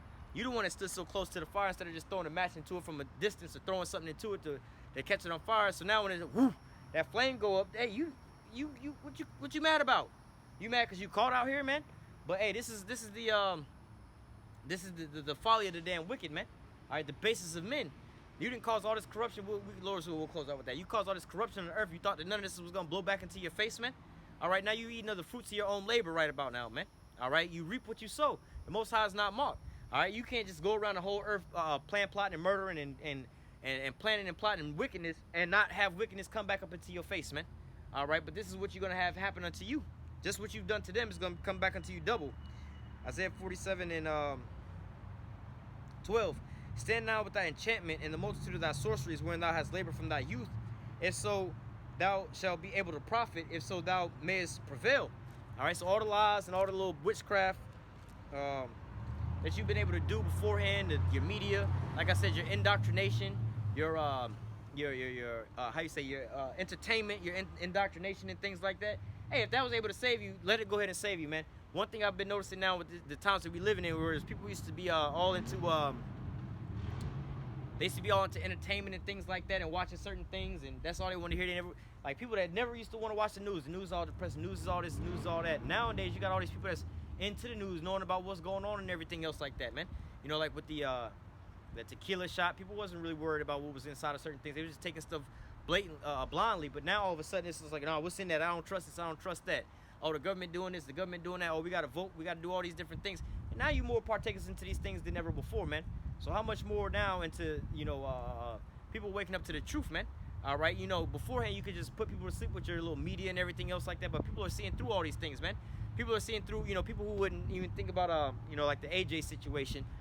He was like one of the few people that was calling out all these different things. Now you got people seeing the events and stuff like, yeah, I don't believe that happened the way that y'all say it happened. There's something else behind all that, man. All right, you know, this is why you have to have your new so-called witchcraft to come up with these things that have to be like, look, if y'all don't believe the narrative that we saying, y'all a problem now. We're gonna sue y'all, and we're gonna do X, Y, and Z. You know, the Pentagon putting out papers that, hey, look, the governments don't do nothing shady. The governments is always doing what's best for the people, man. And if you don't believe that, then it's a law against that nowadays, man. So, hey, man, stand behind your witchcraft, man. You're getting desperate out there now. You're getting sloppy out there now, man. Because why? The wicked, the son of perdition, is being revealed, man. All right, by way of the spirit of the Lord's mouth, man. The Lord will do nothing but reveal the secrets to his servants, the prophets. The prophets went and they ran and made a plain that he that may run and readeth it, man. All right, so what? The vision that was yet for an appointed time of Esau being exposed, all right, now it's coming to pass, man. Now he can't hide himself. Now he's being pointed out on every corner for who he is, man. All right. Isaiah 47 and 13. Thou art wearied in the multitude of thy counsels. All right, you know, hey, they got the CERN machine. They're doing whatever they can. You know, the think tanks and everything else like that to try to figure out what we got to go to the UN, have a UN plan. We got the Bilderberg meeting, World Economic Forum meeting. We got all these different places we got to go to try to figure out how can we get these niggas to go back to sleep. How can we get these people off our trails? When did they become such into politics and things we got going on nowadays, man? When did they get into all the things and investigating into all these things that we got going on nowadays, man? You know, when did they start getting in? And one of the things is, hey, look, you the one gave everybody goddamn cell phones with cameras on there so you can watch every goddamn body with it. But guess what? Everybody with their damn cell phones is doing what? Watching your ass with it. Look, man, this nigga's lying. This is what's really going on, and we filming and we showing the whole world about this here stuff, man. You use the news, turn the news into what entertainment to sell a story and a narrative that you wanted. But guess what? You have people that's called alternative media news that's going out, hey, this is what's really going on in this scenario. This is what's really going on in this here situation. Look, we report live, even though they don't want to tell you about these things. This is what's really popping off. We on the ground out here. We really seeing what's going on, man. So your own counsel, your own witchcraft is coming back down upon you, man. Your own counsel is failing you, man. All right, they telling you to do one thing and it's really becoming a snare unto you, man. All right. Isaiah 47 and 13. Thou art wearied in the multitude of thy counsels. Let now the astrologers and the stargazers and the monthly procrastinators stand up and save thee from the things that shall come upon thee. All right, so hey, let your witchcraft stand in your way to save you in these times, man. Let your witchcraft and the things that you've invested in save you, man. All right. Verse 14. Behold, they shall be as stubble. The fire shall burn them. They shall not deliver themselves from the power of the flame. There shall not be a coal to warm it, nor a fire to sit before. So hey, man, you gonna go down by thermonuclear destruction, man. Nothing that you're gonna be able to do to pay these nations off, because these nations are sick and tired of you. Let me finish this up and then we'll get to that. Verse 15. Thus shall they be unto thee with whom thou hast labored, even the merchants from thy youth, they shall wander to his own quarters, and none shall save thee. But you know, going back to them being destroyed with that flame, all right, these nations are gonna all wake up to the point of what you've been doing. All right, they're gonna treat you accordingly to that way. All right, so let's go ahead with that. We'll close out with this in Habakkuk 2:5. Yea, also because he transgresses by wine, he is a proud man, neither keepeth at home, who enlarges his desire as hell, and his death cannot be satisfied, but gathereth unto him all nations, and heapeth unto him all people. And we already went over that. You know, the reason he wanted to be over top of these people for what? Resources and for positions in war. Shall not all these take up a parable against him, and a taunting proverb against him, and say, woe to him that increaseth that which is not his, and how long to him that ladeth himself with thick clay. So you're starting to see that now, where these nations are saying, look, how long are you going to keep encroaching on other people's lands and other people's property? How long are you going to keep invading these other nations? How long are you going to keep doing these things until where, you know, you always got your hand in somebody else's, their agendas and their own governments? How come they can't be sovereign nations ruling their own nations the way they see fit, man? Why do you always have to have a say-so on what they got going on, man? All right, putting sanctions on people, invading people's lands and things like that. How long are you going to keep doing these things, right? Verse 7, here's the point. Shall they not rise up suddenly that shall bite thee, and awake that shall vex thee, and thou shalt be for booty unto them? So suddenly they're going to all stand up and bite your ass, man. And this is what you have going on right now. These nations are starting to sober up, saying, hey, is this the man that made the earth to tremble, that did shake the kingdoms, that made the world a wilderness? Hey, don't we all got the same issue, the same problem? It's this guy right here, man. He's the one, everywhere he go, death and hell follows him. How long to him that ladeth himself with thick clay? How long you going to keep going into other people's nations? How long you going to keep doing these, what they call, regime change, governmental overthrows, coup d'etats, man? How long you going to keep doing these things, man? You know what? We all got to band together, and we all got to take you up out of power, man, because you a threat to all of us, man. All right? You know, you got, like, the one person that's like, look, man, sometimes you be at a job or something like that, and then everybody boosting something from the job or whatever, but then you got that one nigga that's finna tell on everybody, like, you know what? We got to get him up out of here before we all get in trouble, before we all get caught. So we got to get him up out of here, man. And that's what these other nations going to do. Like, you know, I don't really like this nigga over here or this nigga over here, whatever they got going on. But, hey, we all stealing from the job. Don't nobody telling each other. But him over there, he telling all of us. So guess what? We could put our little differences to the side. And, you know, because he don't ever like to work my shifts and everything else like that. I mean, I'll put that to the side. But I ain't finna lose my job completely because this nigga over here want to snitch on us. So we going to all have to band together and get him up out of here, man. And this is what you have happening right now with these other nations, man. They starting to, like the scripture say, water the heathen rage and imagine a vain thing. They're setting up ways right now to replace America in their hegemony, man. Replace America with a SWIFT system as far as the BRICS nations go, as far as their transport of goods and everything else like that. They're trying to find a way to, you know, once America vacates the throne, for them to set up and continue on with what they say, a new world order, man. All right, they're trying to go and replace America, but America's trying to reshape this so-called new world order with them at the sole person at the top, not being not to say contended with, not to be contended with, basically. You know, ain't nobody gonna say nothing against us, man. What they gonna say, man? All right. Verse 6: Shall not all these take up a parable against him, and a taunting proverb against him, and say, woe to him that increaseth that which is not his, and how long to him that ladeth himself with thick clay? Shall they not rise up? Shall they not rise up suddenly that shall bite thee, and awake that shall vex thee, and thou shalt be for booty unto them? So, hey, they're gonna rise up and they're gonna bite you. They're gonna all of them are gonna rise up and strike up against you, man. It says, because I have spoiled many nations, all the remnant of the people